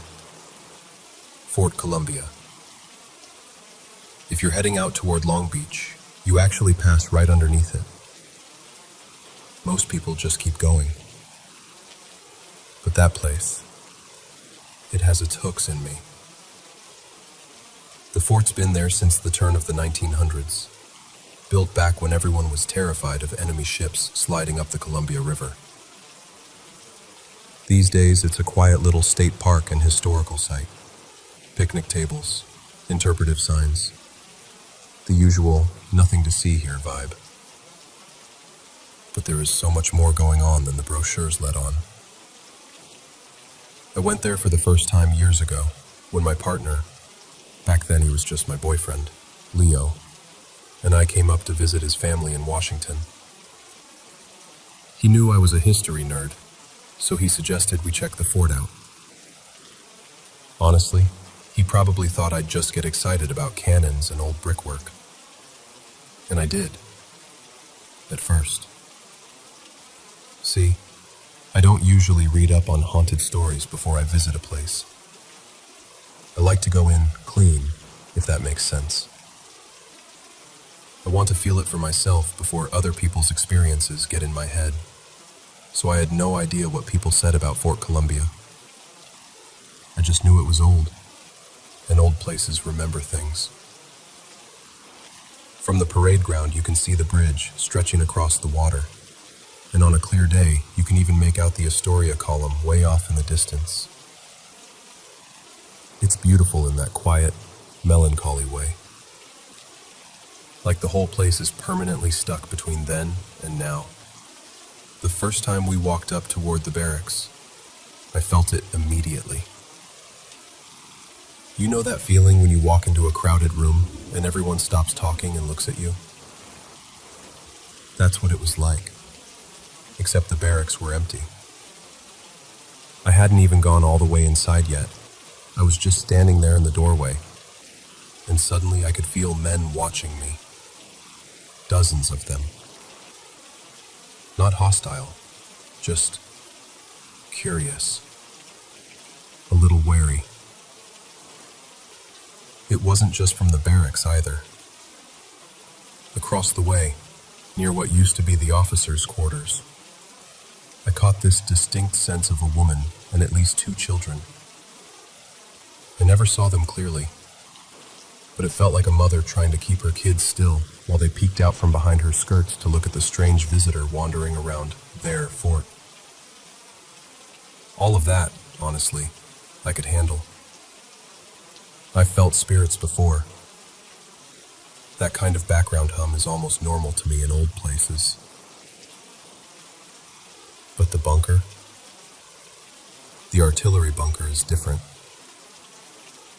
The minute we stepped down into it, the air changed. It felt heavier, like something was pressing against my chest. There were soldiers down there too, spirits moving around, doing their jobs, checking equipment that hasn't existed for decades. Most of them didn't care that we were there. They just brushed past like we were ghosts to them. And then there was the other thing. I call it the shadow because I still have no better name for it. It isn't just a dark shape in the corner. It's like the absence of light and sound and warmth all at once. Even when I couldn't see it fully, I could feel it. The way you can tell someone is staring at you from behind without hearing or seeing anything. On that first visit, I tried to ignore it, pretend it was my imagination. But that only works for so long. We were walking through the bunker, my hand trailing along the cold concrete wall. And every few steps I kept catching it out of the corner of my eye, always slightly off to my left. Always just far enough away that if I turned my head quickly, it would slip out of focus. The fear hit me hard. And I've dealt with dark things before. Entities that didn't feel human. Places that hold on to anger. But this was new. This was deeper. Older. Wrong in a way I still can't quite put into words. Eventually, I saw it more clearly. I've encountered things without faces before, but this one felt like it wanted me to know it was aware of me. Not curious, not indifferent, focused. I froze. My whole body went cold. Hands, feet, even my scalp. I remember thinking, oh, this is bad. This is really, really bad. That's when Leo moved. He didn't see what I saw, not fully, but he could tell something was wrong. He stepped in front of me, just instinctively, putting himself between me and that thing. For a few seconds, it was like the air thinned out around us, like the bunker itself was holding its breath. And then, just like that, it was gone. Or at least, it felt like it retreated. We left shortly after that. I didn't say much until we were back in the car, and even then I could tell Leo was watching me out of the corner of his eye, like he was waiting for me to say, "Just kidding, I'm fine." I wasn't fine. The weird thing is, I knew I'd go back, and I have. We've been to the fort several times since then. Every time we go, Leo, now my husband, stays close to me in the bunker, almost like it's become our unspoken rule. He'll crack a joke, take a picture of the view, act casual, but the second we head down into that concrete tunnel, his hand finds mine or settles on my back, steady and grounding. The soldiers are still there. The women and children are still there. The fort is still as beautiful and heartbroken as ever. And the shadow is still there too.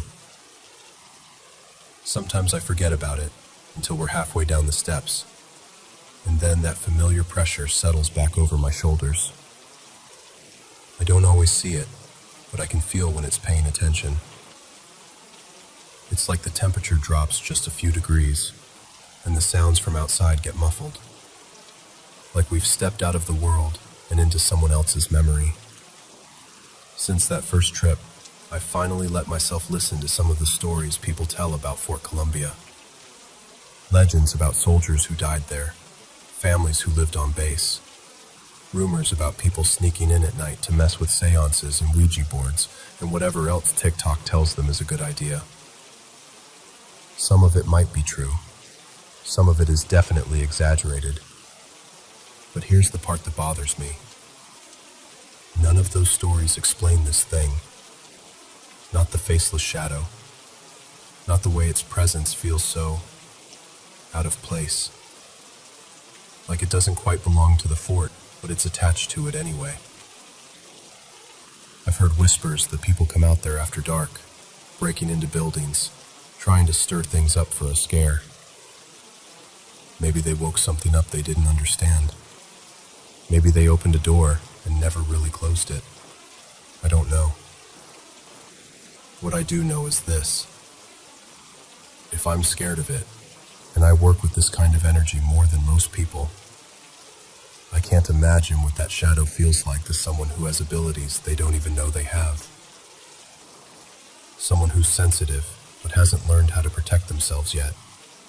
Someone who just thought they were going on a cute little historical day trip. I keep telling myself I need to go back with a clearer intention. Not just to visit, but to really sit with it. To try to understand what it is, or at least what it wants. To see if it's something bound to that place, or something that wandered in looking for a foothold. Part of me is terrified, and part of me feels like the fort is asking me to. Like it's tired of holding this thing alone.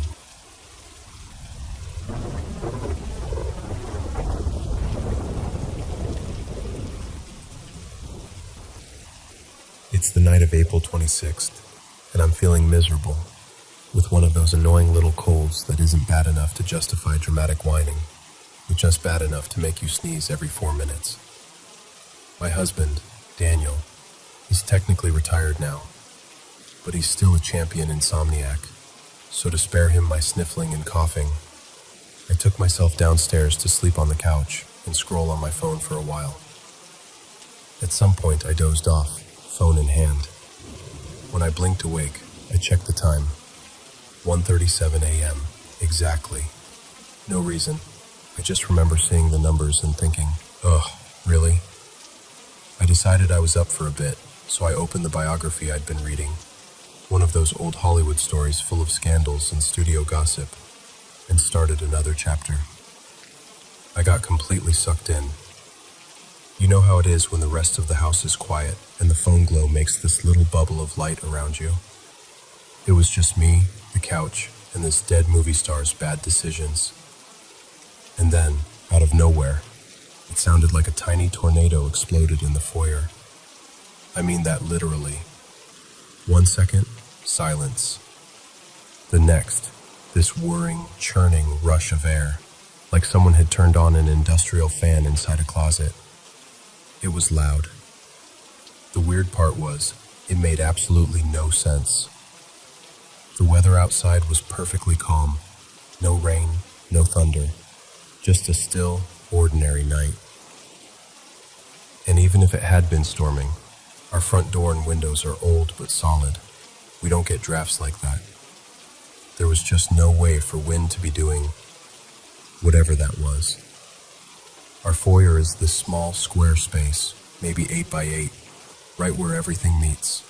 The stairs going up, a swinging door into the old butler's pantry and kitchen, and the big archway that opens into the living room where I was sitting. The tornado, or whatever it was, seemed to be stuck there at first, swirling in that little crossroads of the house. I sat up and looked. Nothing. No curtains moving, no papers flying. The usual mess on the foyer table. Mail, a scarf, a couple of receipts I keep meaning to throw away, was just sitting there behaving itself. Not even a flutter. That's when the spooked feeling kicked in. I put my phone down and just listened. The sound changed. The wind pushed through the oak swing door to the pantry with this heavy wham, as if someone had shoved the door open hard. Then it rushed through the pantry and into the kitchen, and I heard a sharp thwack against our old wooden kitchen table. It genuinely sounded like something invisible had body slammed it. I froze. Then it moved again, across to the far side of the kitchen, toward the east wall. There was another hit, this time against one of the upper cabinets, hard enough that I heard the dishes inside rattle from where I was in the living room. It wasn't subtle. It wasn't the house settling. It was forceful, deliberate sounding. And then came the part that really got under my skin. After the banging, there was this short series of clicks and pops. Not like the house creaking or pipes knocking. Different.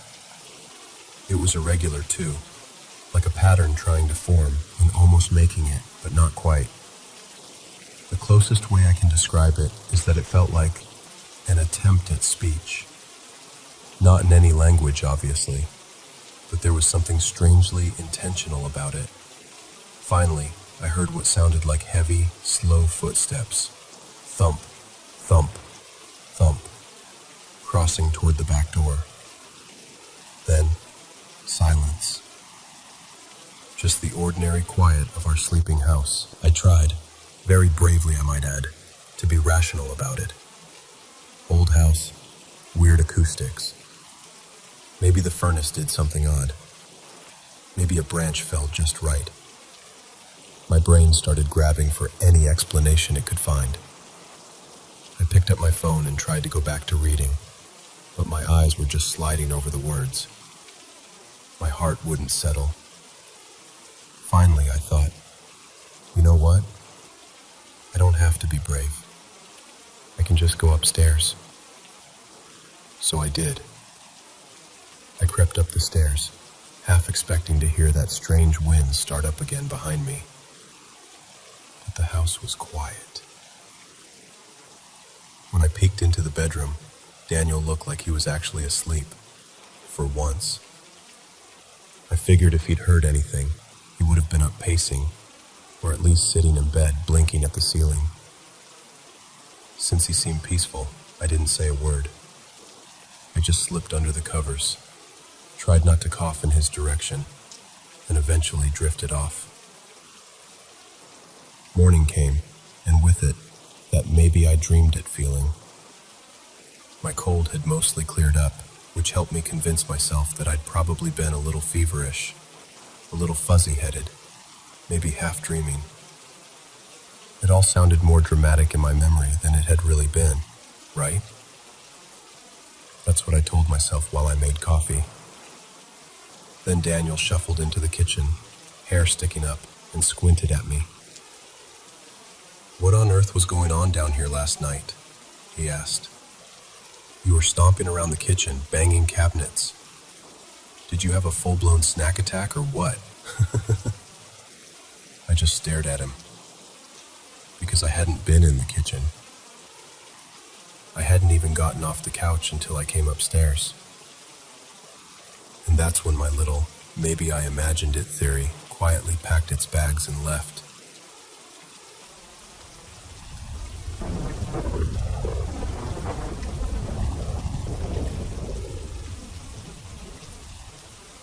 Alright, let me tell you a story I heard that still gives me chills when I think about it. So, do you believe in life after death? In spirits that kind of overlap with our world, like two TV channels playing at the same time. You can't always see the other one, but sometimes the signal crosses. This story came from a car battery shop owner in Pathum Thani, Thailand.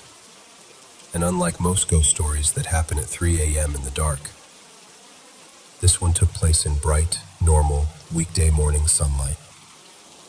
The shop owner's name is Noon. She runs a little battery shop with her husband, Art. Their place is one of those local shops where everyone in the area knows, yeah, you can just show up early. They'll already be awake. That day, around 7 a.m., the shutters weren't fully open yet, but Noon and Art were already moving things around, getting ready. As they're sweeping and setting up, a car slowly pulls up to the front. Noon recognizes it right away. Regular customer. Same stickers on the back window, same slight dent on the bumper. The driver, a middle-aged uncle type, gets out and walks over to Art. Art, can you help me change the battery on another car at my house? This one's fine, but the other one won't start. They chat a bit, just normal talk. While they're talking, the back door of the car opens. Out steps this little girl, around 8 or 9, wearing bright yellow pajamas with big cartoon ducks all over them. Her hair is in slightly messy pigtails, and she's got that just woke up face. She walks straight past everyone and goes to play with Noon's golden retriever, Lucky, who's tied near the front of the shop. Lucky is usually picky about strangers, but with this girl, he's wagging his tail like crazy, licking her hands, rolling over for belly rubs. Noon looks at them and smiles. She calls out, "Nong kao mai len kung nai mai? Yoron na lu." "Sweetie, wanna come play inside? It'll get hot out here." The girl just smiles shyly and says, "Mai pen rai ka, nu yu trong ni dai." "It's okay, I can stay here." A few minutes later, the dad finishes talking to Art and says, "Okay, follow me to my house in like 10 minutes, all right? I'll go send my daughter to school first." He closes the door, and the little girl hops back into the car with him. The car pulls away like normal. So Noon sits on the back of their motorbike, holding a brand new battery on her lap, while Art drives. It's not far, about 5 minutes away. They ride into this older gated community. Nothing fancy, just an older neighborhood where the security guard is half asleep. You know the type. The front gate is already open, no checking IDs or anything, so they just drive in. They find the house easily. 2-story place, white walls, bit faded but still clearly lived in. When they pull up, the gate is open. The lights inside are on. They can hear a TV running from the living room. From the kitchen, there's the sound of pans clinking and someone cooking. They even catch the smell of fried eggs and garlic. Classic Thai breakfast vibes. Everything feels completely normal. Lively, even. The customer walks out of the front door, same guy from earlier, and greets them like nothing strange has ever happened in his life. He leads them to a white sedan parked in the driveway and asks Art to replace the battery. While Art is working, Noon stands nearby, just making small talk with the owner, like locals do. She says, "Your daughter is really cute. Those duck pajamas are adorable." He pauses. "My daughter?" Noon nods. "Yeah, the girl who played with my dog this morning. She came out of your car." He frowns a bit and says, "I went to your shop alone." Now Noon is the one looking confused. "No, she was with you. Fair skin, around 8 or 9 years old, wearing yellow duck pajamas, long hair, pigtails." The man goes quiet for a moment. Then he calls his wife out from inside. and asks Noon to tell her what she saw. The wife listens, and as Noon describes the girl's face and height, the woman suddenly starts tearing up. Then she just breaks down crying. Through her sobs, she says she had a miscarriage about 8 years ago. They always imagined that if the baby had lived, she'd be around that age by now. In Thai belief, Noon explains, when someone dies before their destined time, their spirit doesn't cross over right away. It stays in our world and continues to age year by year, like it's still living the life it was supposed to have. Only when it reaches the age it was meant to live can it finally move on. So in that moment, the mom is convinced.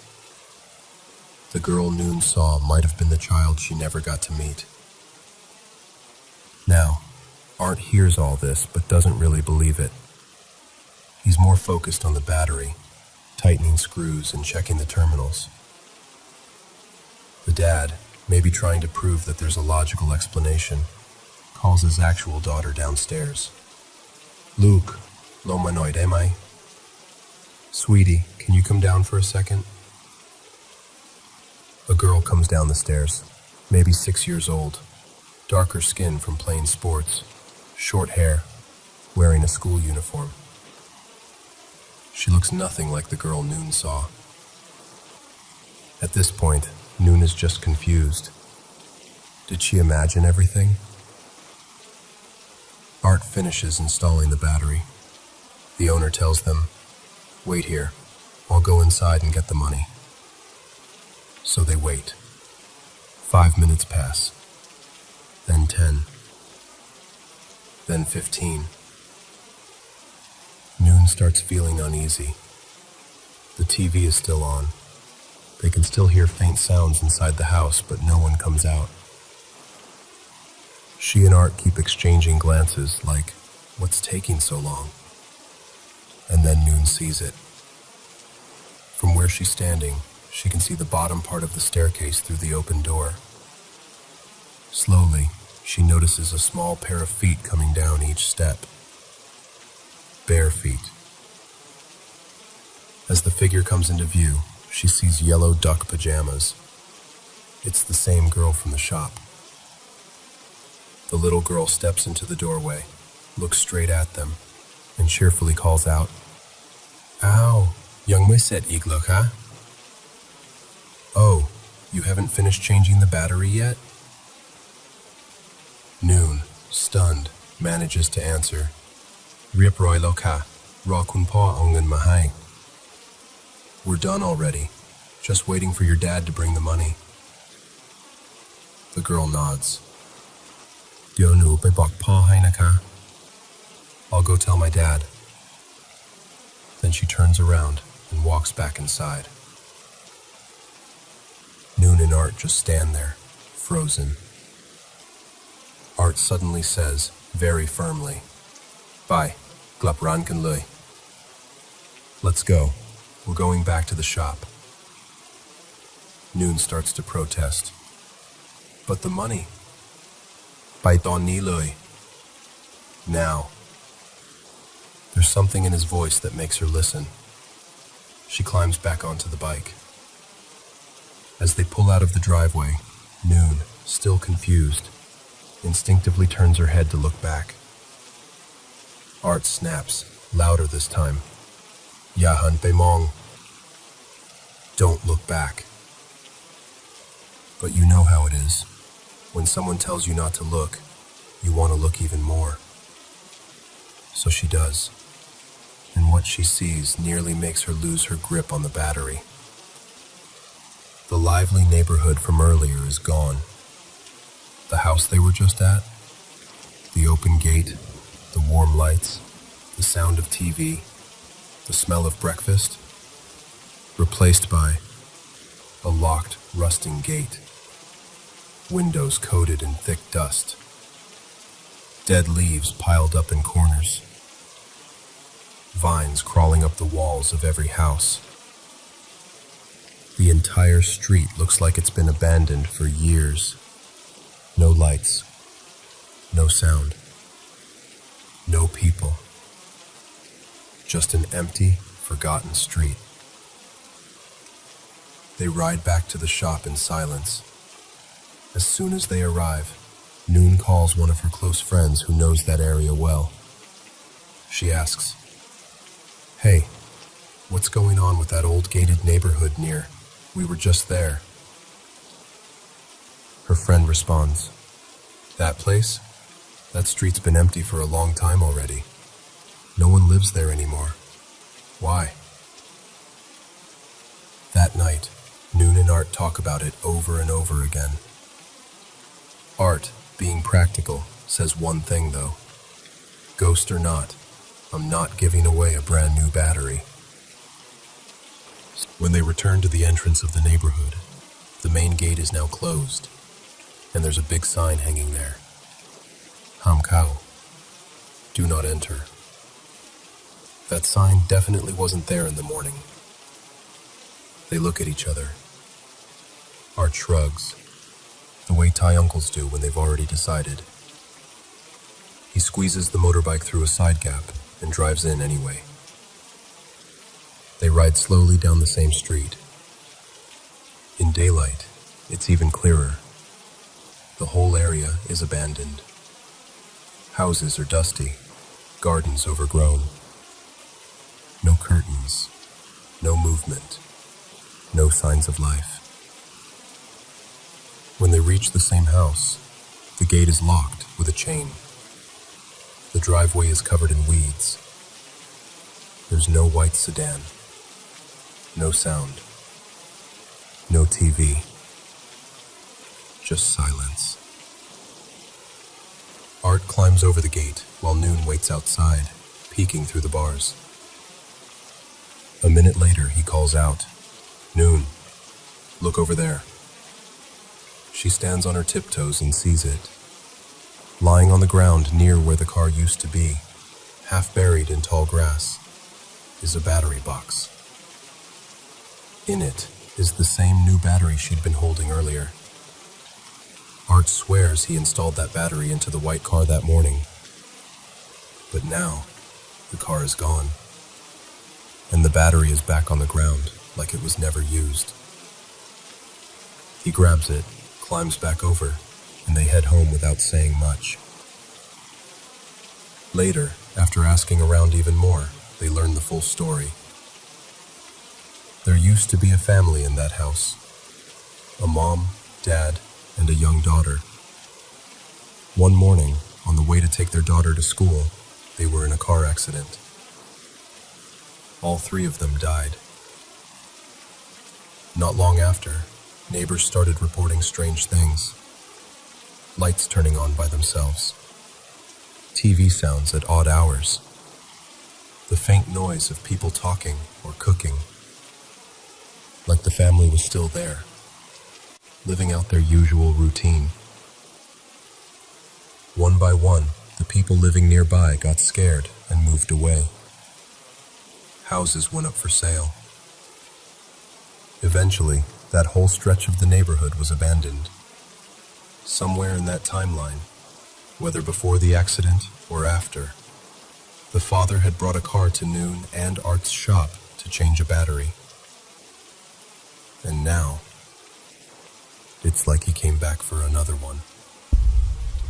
So was that customer in the morning really human? Was that little girl really the child that never got to be born? Were they somehow stuck in a loop, still doing everyday things like sending kids to school and changing car batteries? Noon told me, "I don't think they even know they're dead.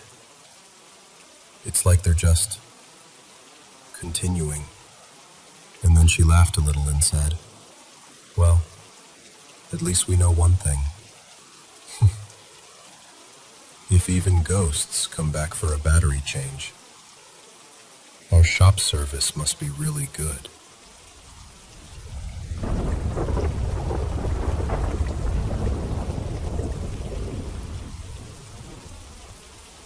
I don't mean it in a heavy way, more like, do you ever feel that some people don't quite leave, even when their bodies do? that maybe they're just next door, in a place we can't see yet. My name's Noy, and I run a small car battery shop with my husband, Tung, out in Pathamtani. It's a simple place. Metal shutters, the smell of rubber and engine oil, and a lazy brown Thai Bang cow dog named Milo, who thinks he owns the street. This happened a few years ago, and it still gives me goosebumps when I think about it. That morning, it was around 6:30 a.m. The shop wasn't officially open yet, but the locals know that if the front lights are on, they can knock. Tun was in the back making coffee, and I was sweeping the floor, half awake. A silver SUV pulled up in front of the shop. I recognized it right away. We'd seen that car plenty of times before, regular customer. The driver's door opened, and a man stepped out, neatly dressed, like he was on his way to work. He greeted me politely, and then walked over to Tun. He said he needed a new battery, not for this car, but for another one parked at his house. He asked if we could bring the battery over and change it there, because he needed to drop his daughter at school soon. While they were talking, the back door of the SUV opened. Out stepped this little girl, maybe around 9 or 10 years old, wearing light blue cartoon pajamas with big yellow ducks on them. Her hair was tied into 2 small pigtails. She didn't say anything, just walked straight past me to where Milo was dozing by the doorway. Milo is usually picky about strangers, but with her, he wagged his tail and rolled over like they were old friends. I smiled and said, "Nong, you can come play with him inside if you want. The floor's cleaner in here." She glanced at me, smiled a little, and said, "It's okay, I like it here," without even looking up from scratching Milo's neck. A few minutes later, the man turned to us and said, "All right, follow me to the house in about 10 minutes. I'll just take my daughter to school first." The girl stood up, gave Milo one last pat, and climbed back into the SUV. The man nodded at me, got in, and they drove off like everything was perfectly normal. Tun loaded a new battery into the box and tied it to the back of our motorbike. I climbed on behind him and held the battery steady on my lap. The ride to the customer's place was short, maybe 7 minutes at most. It was an old housing estate, the kind with fading signs and a security booth that looked more decorative than functional. The front gate was wide open. There was a guard inside the booth, but he didn't even look up when we passed. Just sat there, radio playing softly. We followed the directions the man had given us and stopped in front of his house. The lights inside were on. I could hear a TV playing some morning show. There were sounds from the kitchen, plates clinking, someone moving around, the faint smell of garlic being fried for breakfast. It felt like any other Thai family morning. The front door opened, and the same man stepped out, now without his car keys in hand. He greeted us again and led Tun toward a white sedan parked in the driveway. While Tun started swapping out the old battery, I stood closer to the doorway, chatting politely like we usually do with customers. I said, "Your daughter is so cute, by the way. She really likes dogs, huh?" He frowned a little. "My daughter?" "Yes," I said, a bit confused.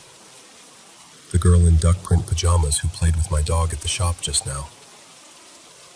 He stared at me for a moment, like he was trying to decide if I was joking. "I went to your shop alone," he said slowly. I laughed awkwardly. "No, really. She came out of your car. Light blue pajamas, yellow ducks, pigtails. Fair skin. She looked about 10. He went very still. "My daughter is 7, he said. "She has darker skin. She's in athletics. She's always out in the sun. And she wore her school uniform this morning." She came out, wiping her hands on a dishcloth. And he asked me to repeat what I'd seen. So I did. The car, the pajamas, the way she played with Milo. As I described the girl, fair skin, about 10, duck pajamas, I saw the wife's eyes start to fill with tears. Then she started crying. Not loud, just this deep, quiet kind of crying that makes your chest hurt when you hear it. She told me that about 10 years ago, she'd had a miscarriage. They had been expecting a daughter. In Thai belief, when someone dies before their destined time, their spirit doesn't move on right away. It stays in our world, growing older as the years pass, until it reaches the age it was meant to live. Only then can it finally leave. So to her, what I described sounded exactly like the daughter she never got to meet. Ton, of course, is the practical type.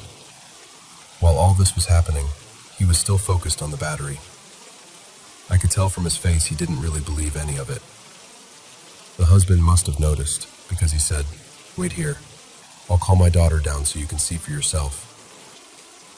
A moment later, a girl came down the stairs. She was wearing a school uniform, skin tanned from playing sports, hair in a messy ponytail. She smiled politely at us, but she looked nothing like the girl in the pajamas. Tun shot me a look like, "See?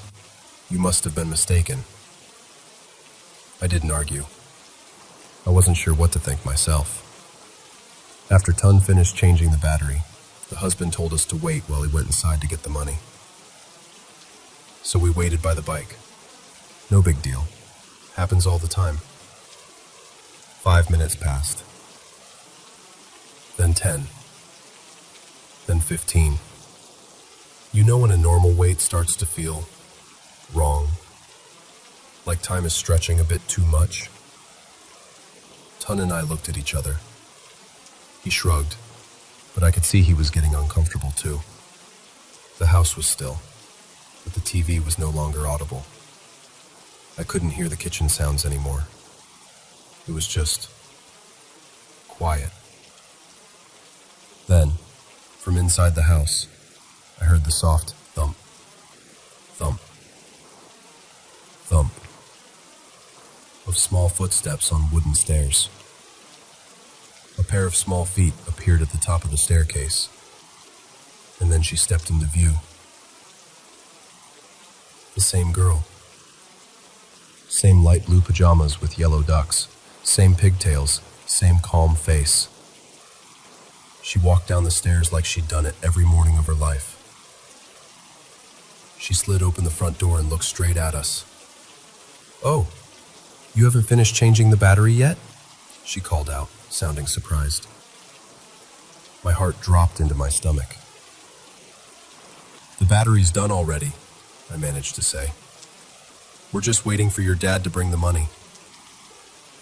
She tilted her head, as if thinking, then said, "I'll tell him," and turned around, walking back into the house.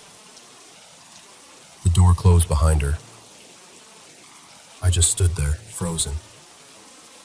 Tun inhaled sharply and said, very quietly, but firmly, "Noi, let's go." I blinked at him. "What about the money?" "We'll figure it out later," he said. Then more urgently, "Now, Noi." There was something in his voice that made me obey without another word. I climbed onto the bike, and he started the engine.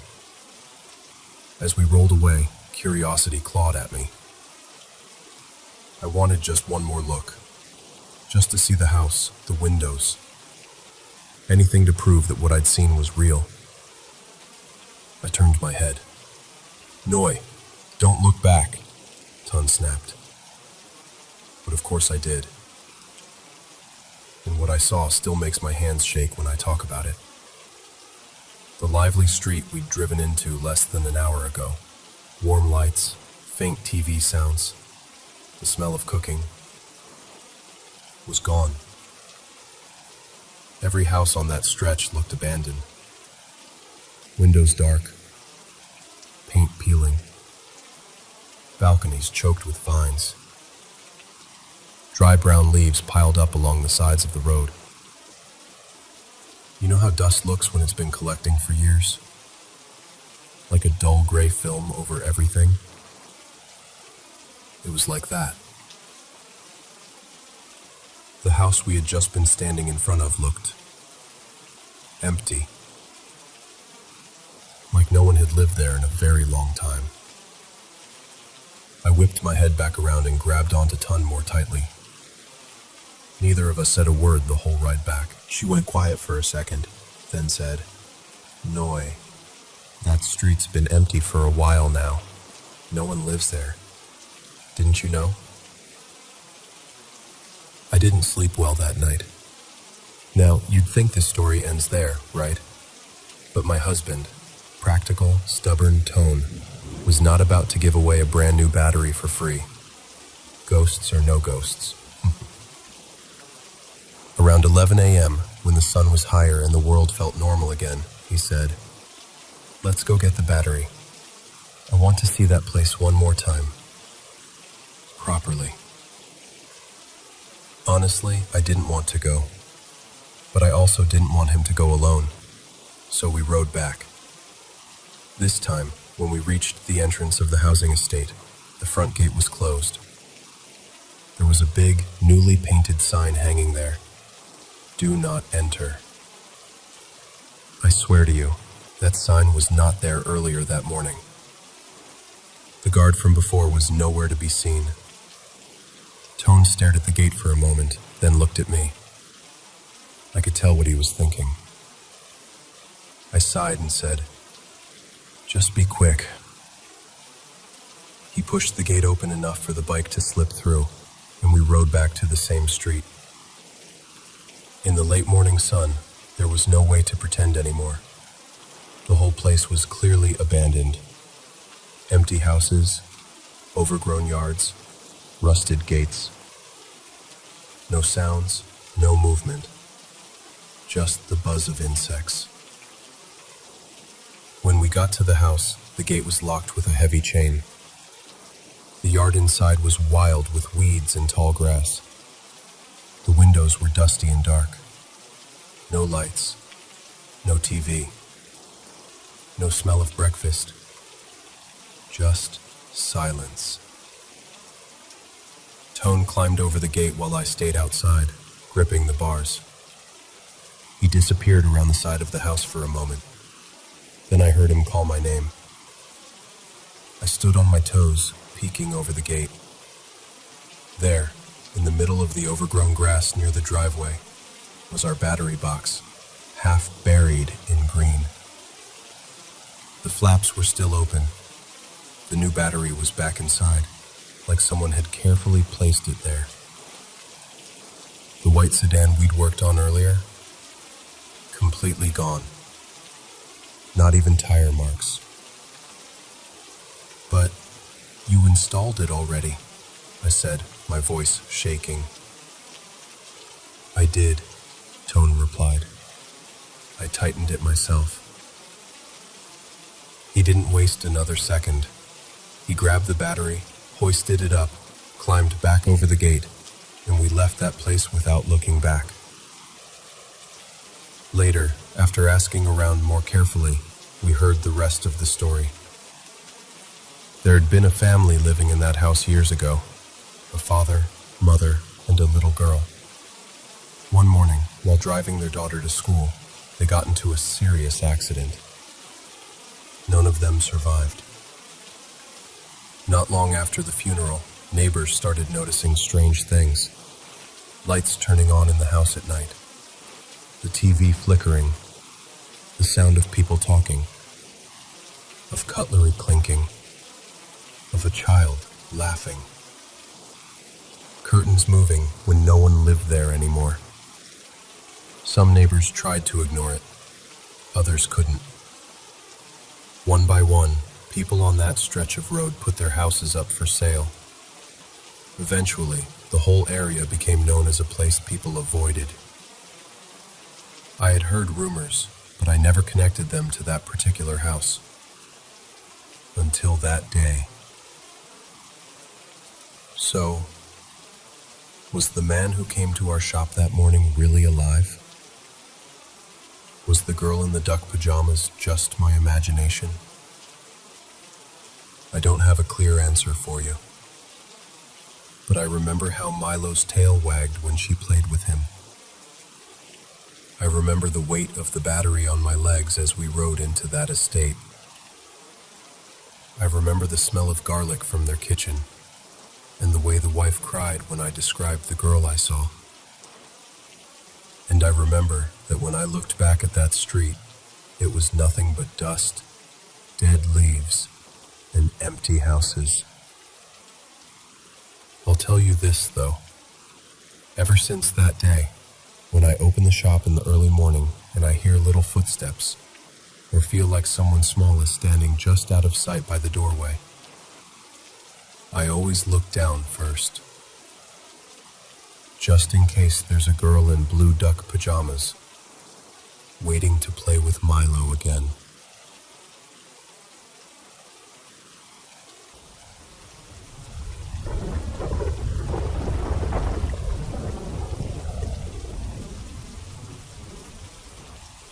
You know, every time I tell this story, I still get goosebumps. I heard it from a senior of mine back in college. Let's call her Mai. She used to work as a babysitter in Bangkok during the Asian financial crisis, around 1998. Her family's small garment shop had gone under almost overnight, so she was desperate for any job she could find. That's how she ended up working for this well-off Malaysian family, living in a quiet seaside neighborhood on the outskirts of the city. Just 3 of them in the house: the mom, the dad, and their little girl, a 3-year-old named Aaliyah. Aaliyah, from the first day, was this tiny, clingy kid, super attached to her mom, always jumpy at small sounds, scared of strangers. But the house itself, honestly, Mai said it felt normal, calm even. 2 floors, lots of windows, a view of the water. She'd go in the morning, play with Aaliyah, feed her, clean up a bit, then clock out around 5 in the afternoon. Routine, quiet, nothing strange. For about a month. One day, the mom told Mai, "I'll be home late today. Can you stay a bit longer?" Extra pay, of course. And since Mai needed the money, she said yes right away.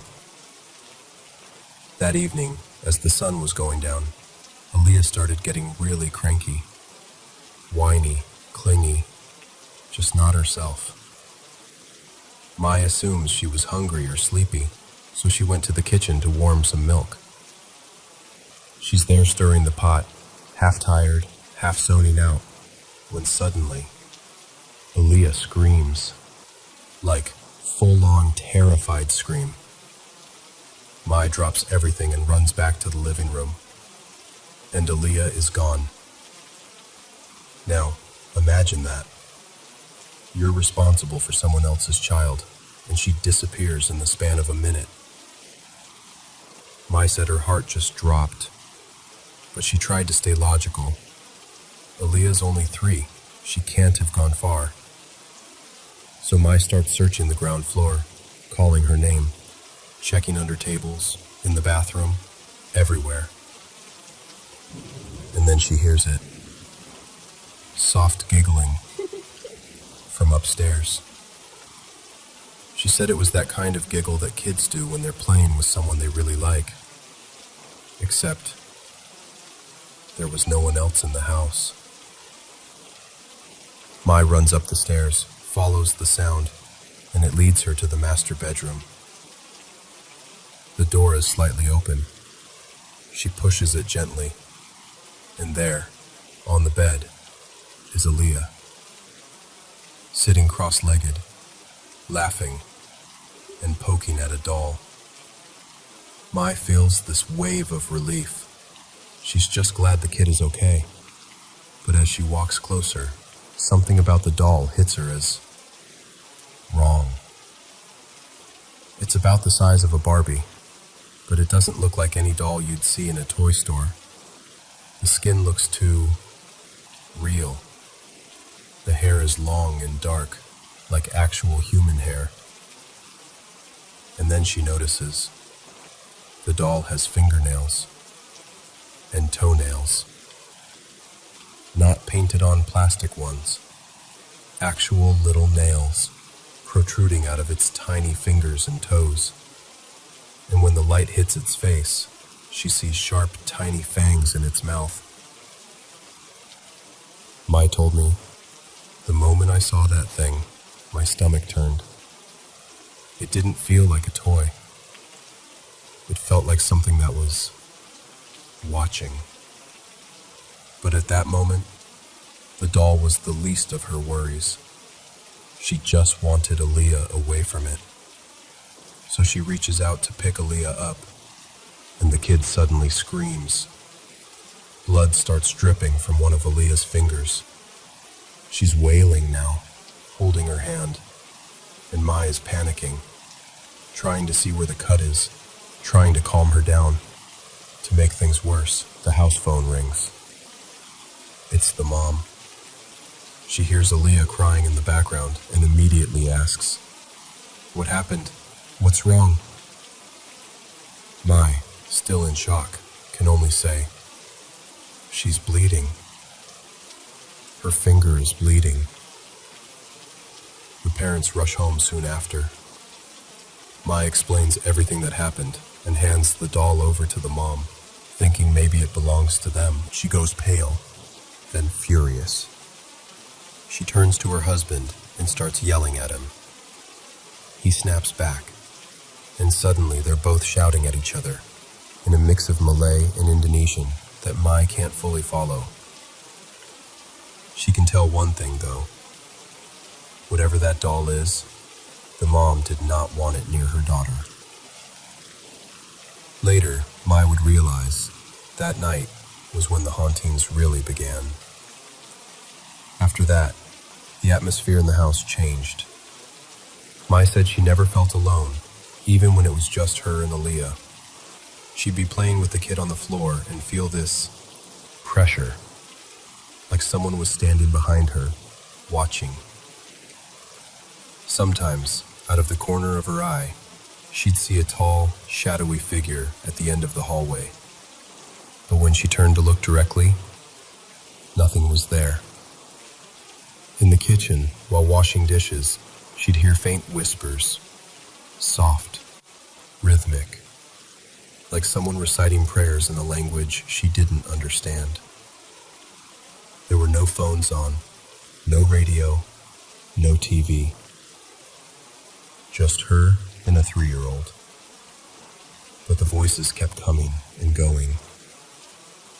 This went on for months. By the 5th or 6th month, Mai had had enough.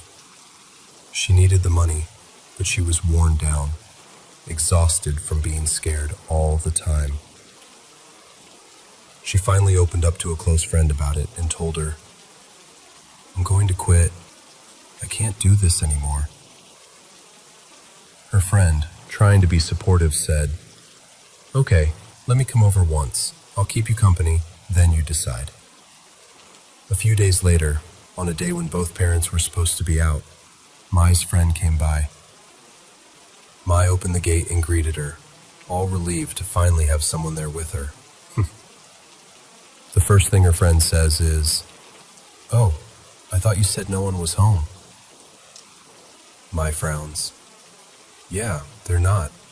Just me and Aaliyah." Her friend looks up at the house, confused, and asks, "Then, who's that woman on the 2nd floor?" "The one with long hair, standing near the window." Mai turns around immediately. The window is empty. She tells her friend to stop joking. It's not funny. Then she pulls her inside the house. As soon as her friend steps in, she covers her nose and winces. What's that smell? It's like something dead. Mai smells nothing. To her, the house is just the same as always. No weird odor, nothing. She laughs it off nervously and says, "Seriously, I don't smell anything. Come sit in the living room. I'll get you something to snack on." So Mai goes to the kitchen for a few minutes, and then she hears a scream. Not from Aaliyah, from her friend. She drops what she's doing and runs to the living room, just in time to see her friend bolting straight out the front door and through the gate, like she's running for her life. Mai chases after her, shouting, "What happened? What's wrong?" Her friend, shaking and out of breath, yells into the phone when Mai calls her. "That woman I saw upstairs, she came down. She was naked, and she tried to stab me." Mai thinks she's lost it. "What are you talking about? I told you, no one is here." Her friend insists, voice cracking, "I'm not making this up. She ran at me, Mai. Hair down to her waist, eyes wide, like she wanted to kill me." After that, Mai said, it stopped being just weird or uncomfortable. It became terrifying. But still, she kept quiet. Who could she tell? Who would believe her? She tried to keep going, pretending everything was normal, until the incident that finally made her walk away. It was an ordinary afternoon. The mom was out, and Mai was doing her usual babysitting with Aaliyah. The dad, who was usually more like a ghost than any actual spirit, always working, barely talking to his daughter, was home that day. But that day, out of nowhere, he picks up Aaliyah and carries her upstairs. Mai finds it strange, but she doesn't say anything.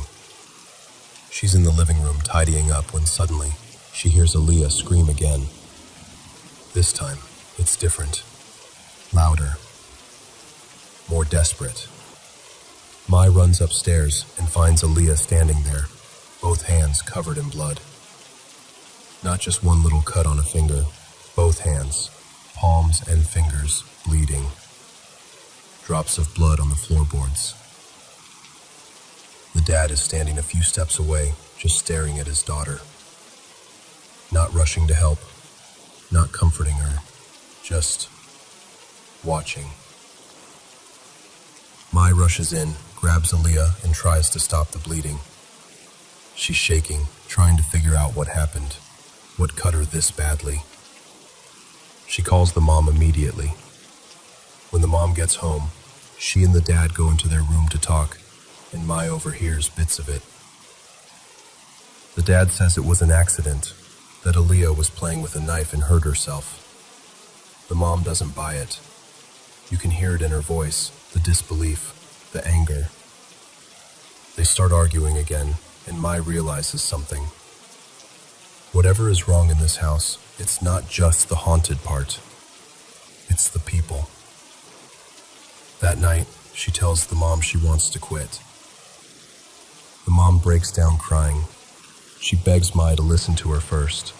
Says she needs to tell someone what's really going on, because she can't talk to anyone else. The family has a reputation. Her husband is a respected businessman, and no one would understand. So, she confides in Mai. She tells her that her husband is deeply involved in black magic and witchcraft.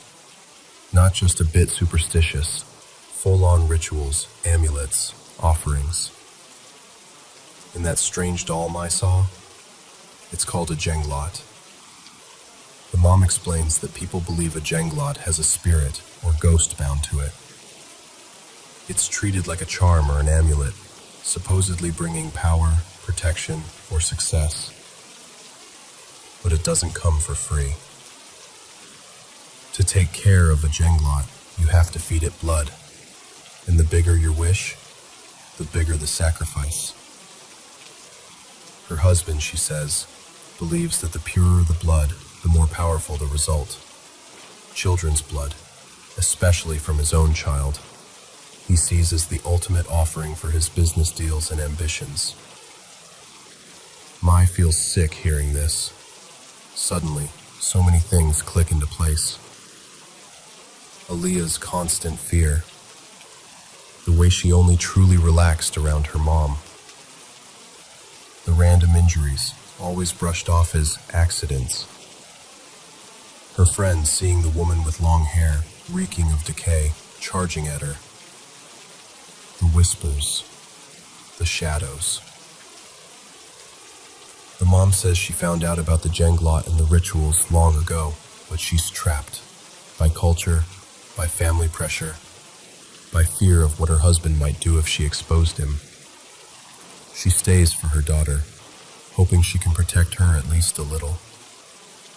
Mai listens, heart pounding, hands cold, and that's when she makes her decision. She hugs the mom, apologizes, and tells her she really, truly cannot stay any longer. The spirits, the blood, the lies. It's too much. She says goodbye to Aaliyah, who clings to her one last time, confused but strangely quiet. Mai walks out of that house and never goes back. When she finished telling me this story, she went silent for a while. Then she said, "I still think about that little girl. I wonder if she's okay.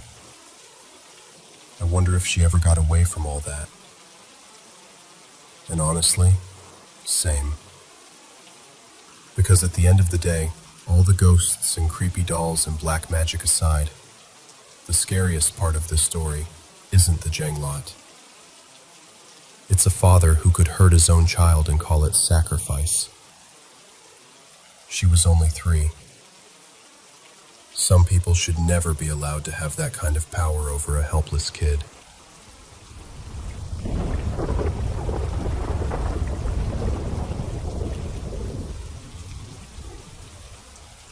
You know, it's funny. When people ask me about the worst place I ever pulled a shift, they expect a war story. Explosions, firefights, something like that. But the place that really stuck to me, got inside my head, was quiet. We called it Post 9. It was way up north, farther than any map made it feel. Just a little listening station, buried in snow and bad decisions. Nothing around us but wind, drifts, and this kind of silence that didn't feel empty. It felt heavy, like it pressed against your skin. Nights there didn't really end. The sky just went from black to a slightly different black. The fluorescent lights in the barracks buzzed non-stop, one long, nervous note, and the walls always felt damp and cold, like they were sweating from the inside. My bunk was against the far wall, right under a cracked strip of paint. I remember that detail for some reason, that crack. I used to stare at it when I couldn't sleep. Anyway, one night, the wall above my head starts making this sound. At first I think, pipes. Old bass, shoddy repairs. Everything rattles when the wind decides to howl. Maybe mice, maybe the woods settling in the cold. You can explain away anything at the start, you know? But this wasn't just creaking or tapping. It was shaping itself into something. Into my name. I'm lying there, eyes closed, almost asleep, and I hear it, right over my head. This breathy little murmur, pulling my name out of the plaster. I froze. I remember feeling my heartbeat in my teeth. I waited, holding my breath so I didn't make a sound. But it didn't come again. Just the buzz of the light, and the wind outside. Next night, though, it comes back. Clearer. Closer. This time it doesn't just say my name. After it whispers that, it says, "Open it." I sit up so fast I almost fall out of the bunk. I can see my breath in the air, like steam from a kettle. Everything is quiet, but that kind of quiet that feels like someone's listening. So I whisper back, because of course I do. I say, "Who's there?" Nothing. Just the light flickering a little, doing that nervous blink it used to do when the generator was thinking about quitting. And then I hear, "I'm inside." So soft I almost think I imagined it. But I didn't. I knew I didn't. It had weight. You ever notice that? Some sounds have weight. They push the air a little different, like you can feel them on your ear, not just hear them. I told myself it was isolation. Too many nights without real sleep. You start to hear patterns in the static, voices in the fans. That's normal, right? But I pressed my palm flat against the wall above my head, and I swear to you, there was something behind it. Not moving much, just breathing. By the third night, I'd talked myself into and out of believing it maybe 100 times. I told myself I wouldn't do anything stupid.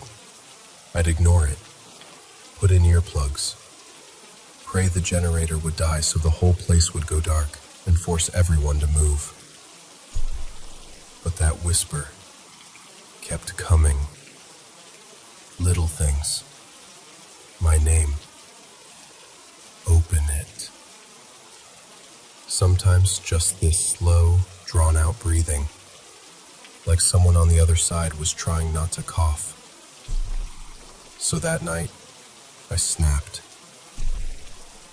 I waited until my bunkmate, Malik, solid guy, never asked too many questions, was out on watch.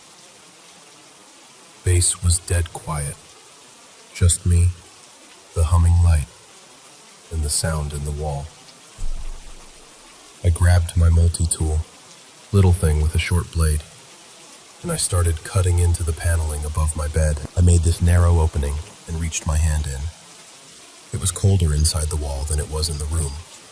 Still air, dry, completely empty. No pipes, no nest. No hidden crawl space, just hollow space between boards. I remember feeling this mix of relief and embarrassment, I guess. Like I'd just proved to myself how badly I'd been spooked. And then, from behind me, right by the door, a voice said, "Too late. I'm not inside anymore." I went cold all over, not just scared, emptied out. I turned around so fast I banged my shoulder on the bunk. No one was there. The barracks were empty. Every bed in perfect military order. Lockers shut. The light flickered once, then again, then steadied, like nothing had happened. I dropped the multi-tool.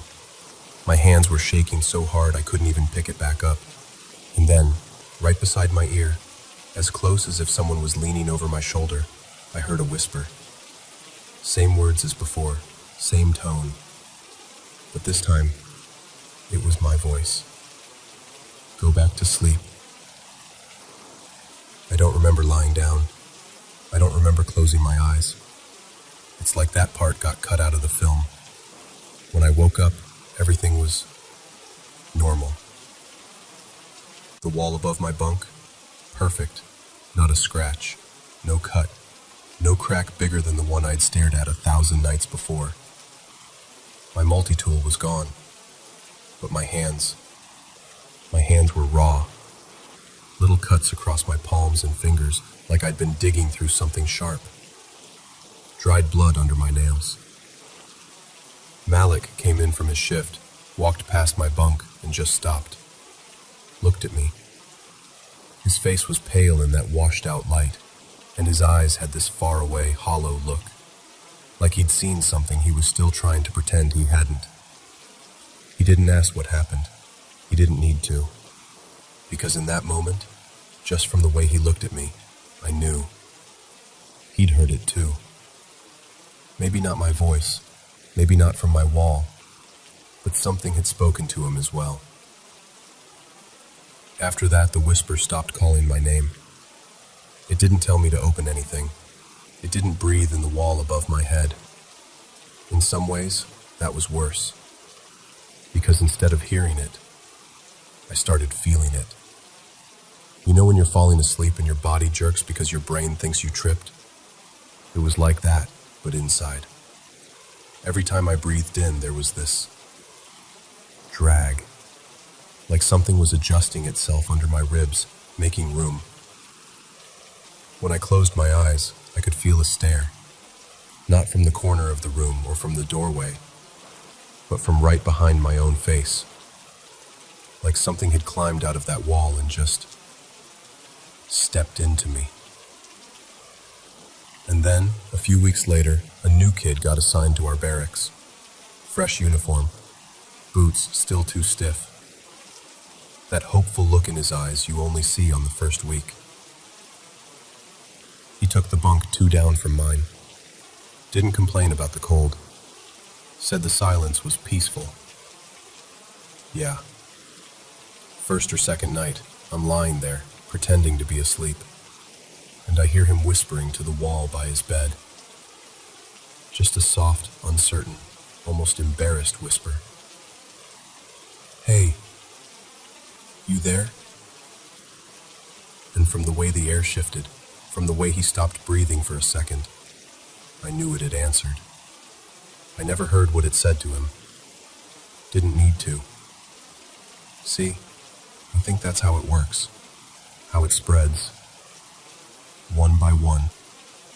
It talks to you long enough that you open something. Wall, door, yourself. Doesn't really matter. It gets in.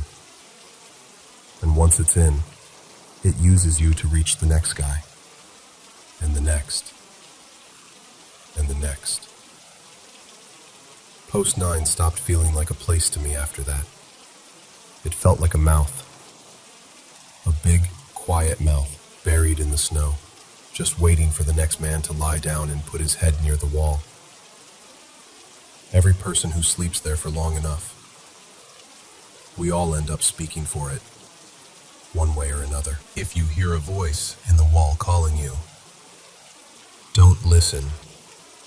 If it asks you to answer, don't. And whatever you do, don't cut into the wall.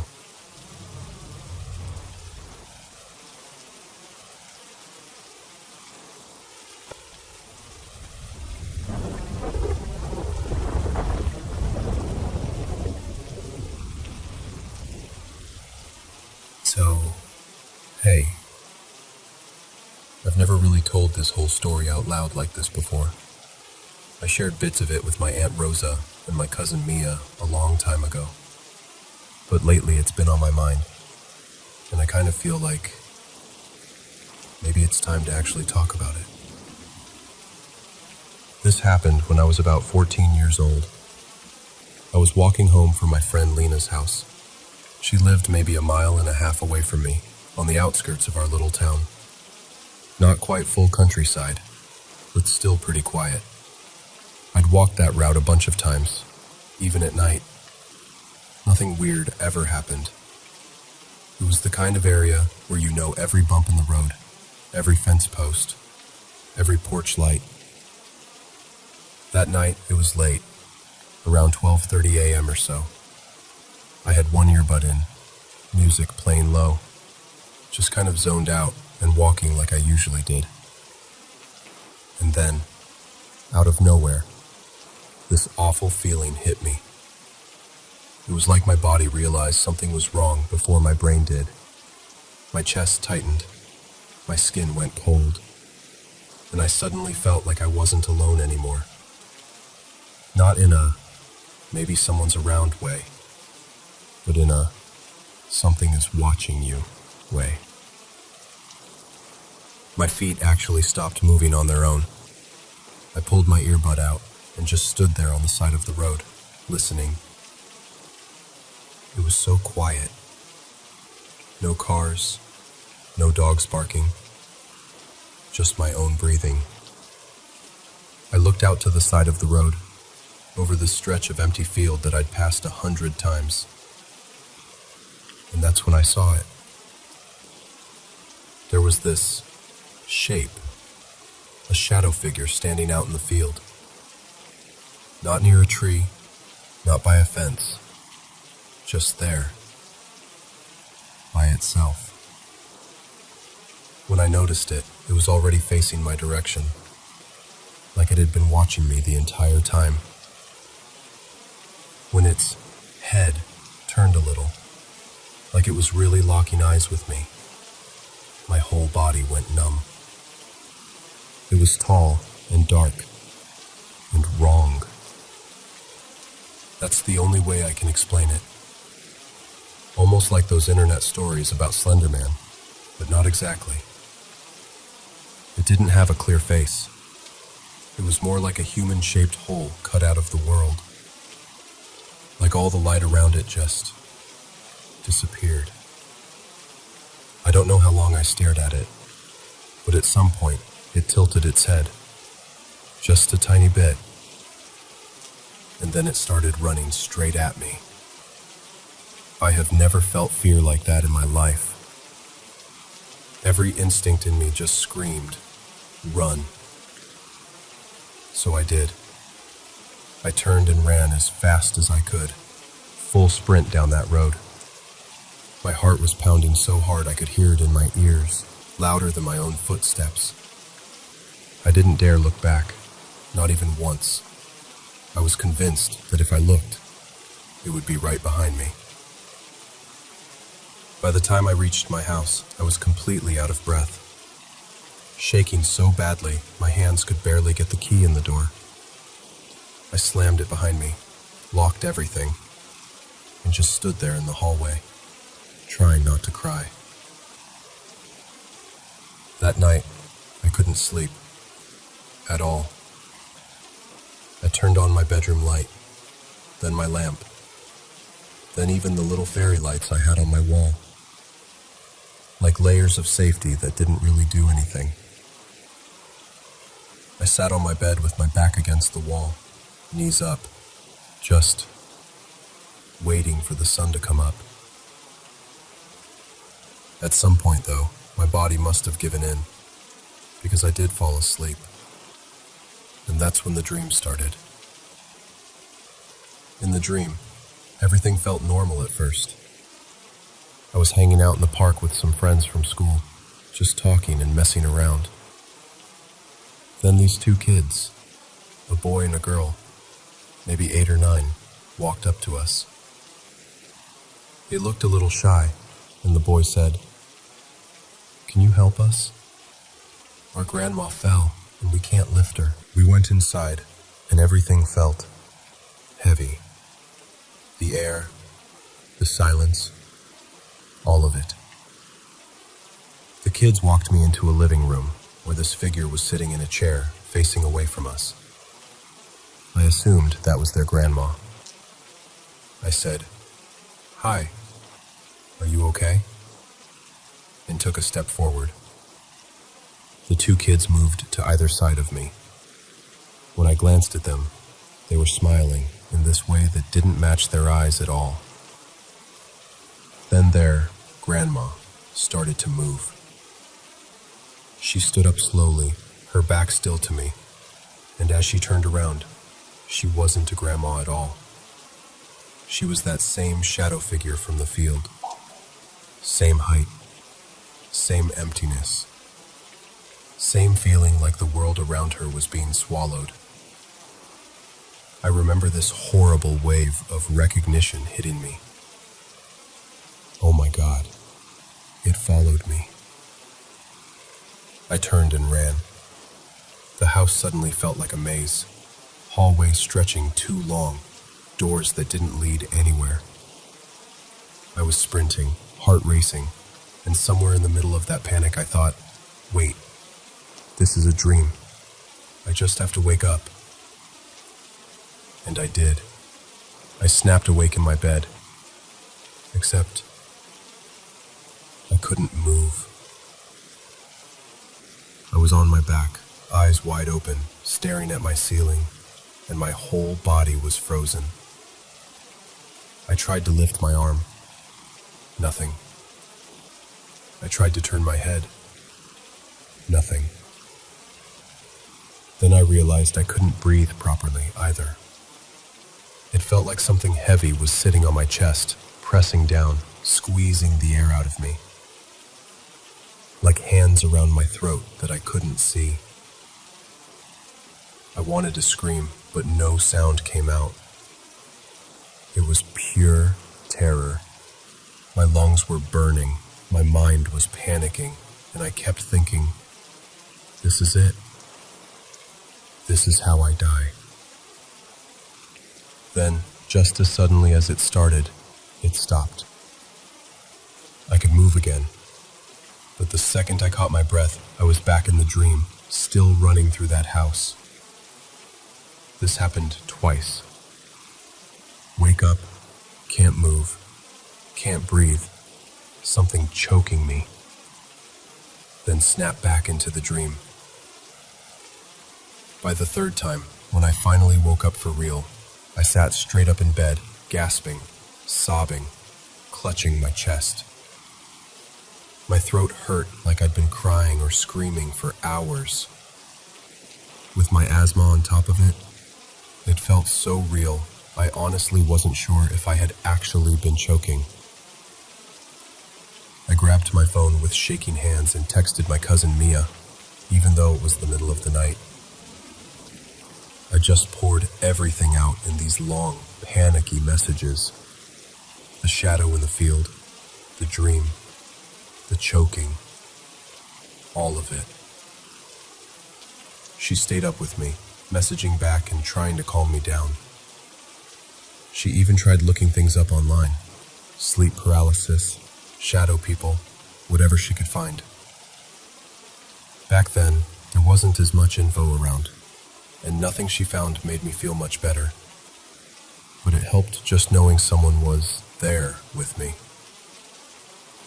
I wish I could say that was the end of it, but a few days later, little things started happening around the house. One night, I had a couple of friends over. We were watching a horror movie in my room, which is kind of ironic now. The lights were off, just the TV lighting up the room. We were all squished onto my bed under a blanket. Out of nowhere, my curtains started moving. Not like a little flutter either. They began swinging, like someone had grabbed them and yanked them side to side. I felt that same cold fear in my chest, the feeling of being watched. My friends noticed it too. One of them laughed nervously and said, "You probably left the window open." So I got up to check, hoping that was it, because that would have been simple, right? But the window was closed. Completely. Locked. I remember turning back to them and seeing all their faces change when they realized it wasn't just a draft. The joking stopped. The room got really quiet, except for the movie. Then, as we were all just staring at each other, something else happened. Suddenly, one of the letters, the O from home, dropped to the floor. Just that one. No others moved. We all jumped. A few seconds later, another letter fell. The M from the same word. It was like something was picking them off on purpose. My friends completely lost it at that point. They grabbed their stuff and were like, "Yeah, no, we're going home, right now." So they left, and I was just alone with whatever this was. After that, things get fuzzy. I honestly don't remember a lot from that time in my life. It's like my brain kind of blurred that whole period out. I know I went through a really rough patch, mentally and physically. I was exhausted all the time, anxious, dealing with a lot of heavy stuff I didn't fully understand back then. Sometimes I wonder if that thing, whatever it was, fed off of that. Off the fear, the stress, the sadness. It's a strange thought, but it's hard not to connect the two when I look back. I'd love to say it's definitely gone now, that I did something and it disappeared and everything's fine. But the truth is, I don't know. Most days, my life is normal. I sleep, I work, I laugh. I go about my day like everyone else. But every once in a while, especially when I'm alone at night, or I walk past an empty field, I'll get this tiny prickle on the back of my neck. That familiar feeling of being watched. Not always, just sometimes. And I still have never walked down that same road at night again. So yeah, that's my story. I don't know exactly what I saw, or what followed me into my dreams, or what knocked those letters off my wall. Maybe it was all in my head. A mix of fear and sleep paralysis and a rough time in my life. Maybe it was something else. All I know is, it felt real. And a part of me still feels like, somewhere just out of sight, it's still there.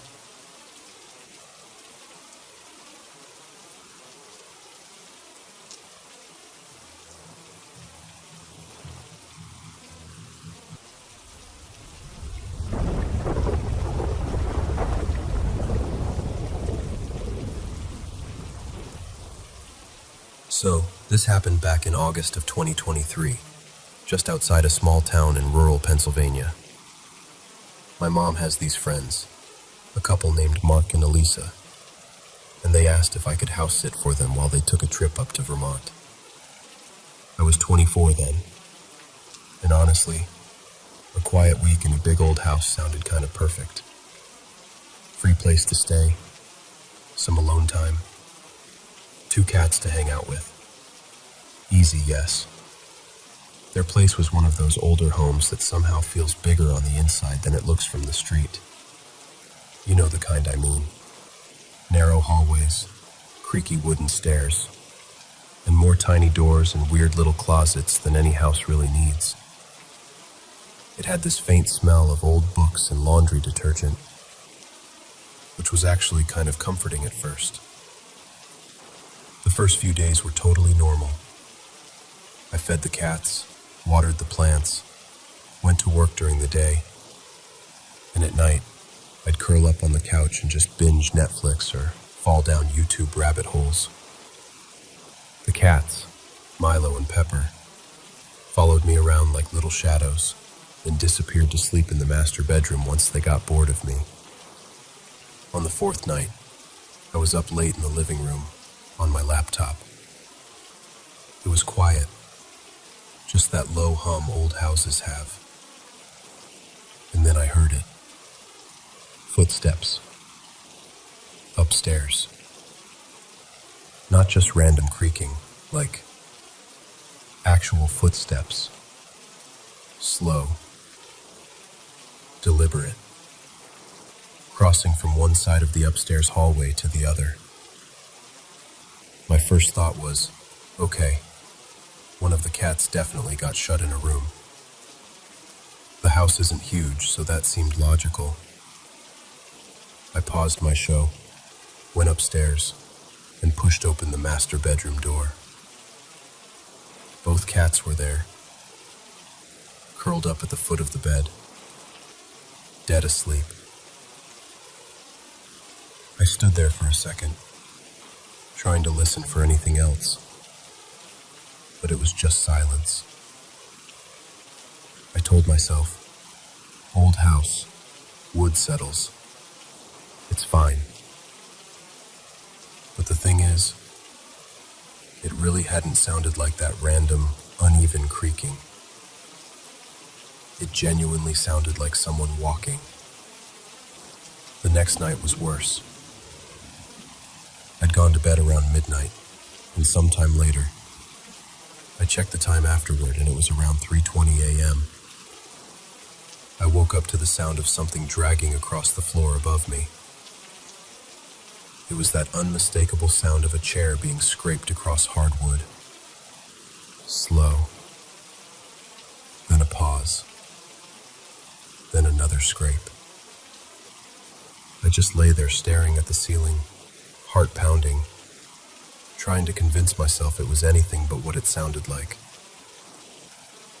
After a minute, I grabbed my phone and texted Mark and Elisa. Hey, random question. Does anyone else have a key to the house? Or do you have a neighbor who comes by sometimes? They replied pretty quickly for being on vacation. Nope, just you. Why? Everything okay? I told them I thought I heard something upstairs, but probably was just being paranoid. They sent back something like, old house, lots of noises. Don't worry. Which helped a little, but not that much. Then came the night before they were supposed to come home. I was in bed, scrolling on my phone with the light off, just the screen glowing in the dark. The TV downstairs was on really low. I do that sometimes so the house doesn't feel so quiet. That's when I heard whispering. Not the TV, not the cats, not a podcast accidentally playing. Whispering. It was coming from the hallway, just outside my door. At first, I froze because my brain was trying to file it under TV noise. But the TV was below me, and way too quiet for that. This was close. It sounded like two people standing just outside my room, talking softly. There were two voices. One sounded male, a little deeper and rougher. The other sounded female, softer, higher. They weren't arguing or anything. It was more like the low murmur of people trying not to wake someone up. I couldn't make out any actual words, just that soft, breathy tone of intimate whispering. Finally, I thought, okay, I have to at least look. So I used my phone as a flashlight, slid out of bed, and went to the door. The second my hand touched the doorknob, the whispering cut off. Just gone. I opened the door into this heavy, unnatural silence. The hallway was dark and empty. I checked every room upstairs. The guest room, the office, the bathroom. I even opened those weird little closet doors that look like secret passages in an old movie. Nothing. No windows open. No cool breeze. No sign that anything had been moved. The cats were asleep again, curled up together in the master bedroom like they hadn't heard a thing. The next day, I was honestly counting the hours until Mark and Elisa got home. When they finally came in, I helped them bring in their bags, did the usual small talk about their trip, and then, kind of jokingly, I said, So, does your house, make a lot of noise at night? I tried to keep it light, like I was just teasing them. Elisa's smile dropped immediately. She went completely pale and glanced over at Mark. He just sighed, like he already knew where this was going. She asked, "What did you hear?" I told them, still half laughing to keep myself from sounding dramatic. The footsteps, the sound of the chair dragging, and then the whispering in the hallway. 2 voices, a man and a woman. I even said, "I know it sounds ridiculous, but it honestly felt like somebody was standing right outside my door."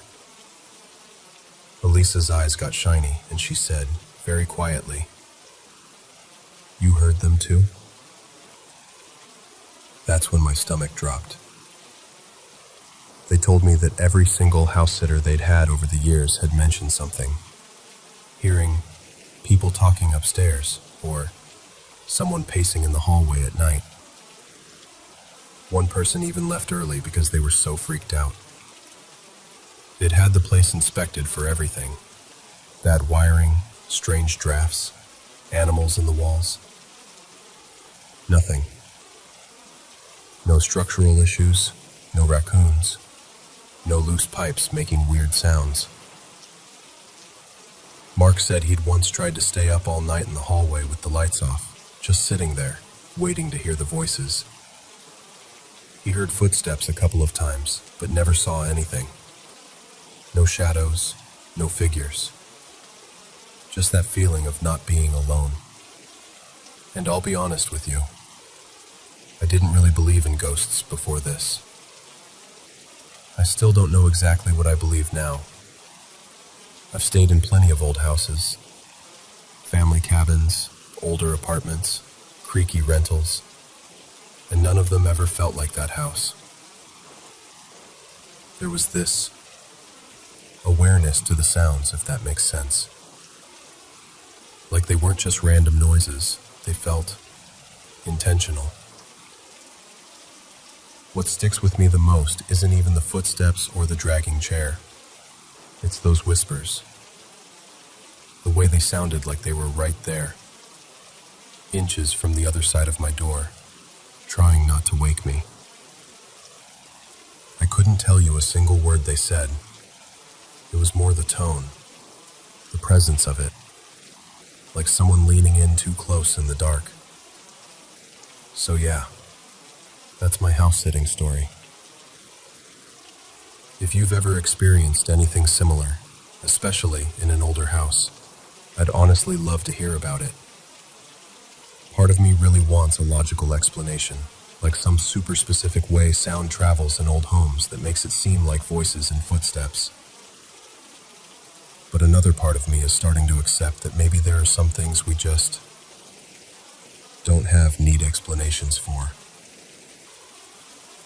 Either way, I still think about that hallway sometimes, and I still sleep with my door all the way closed now.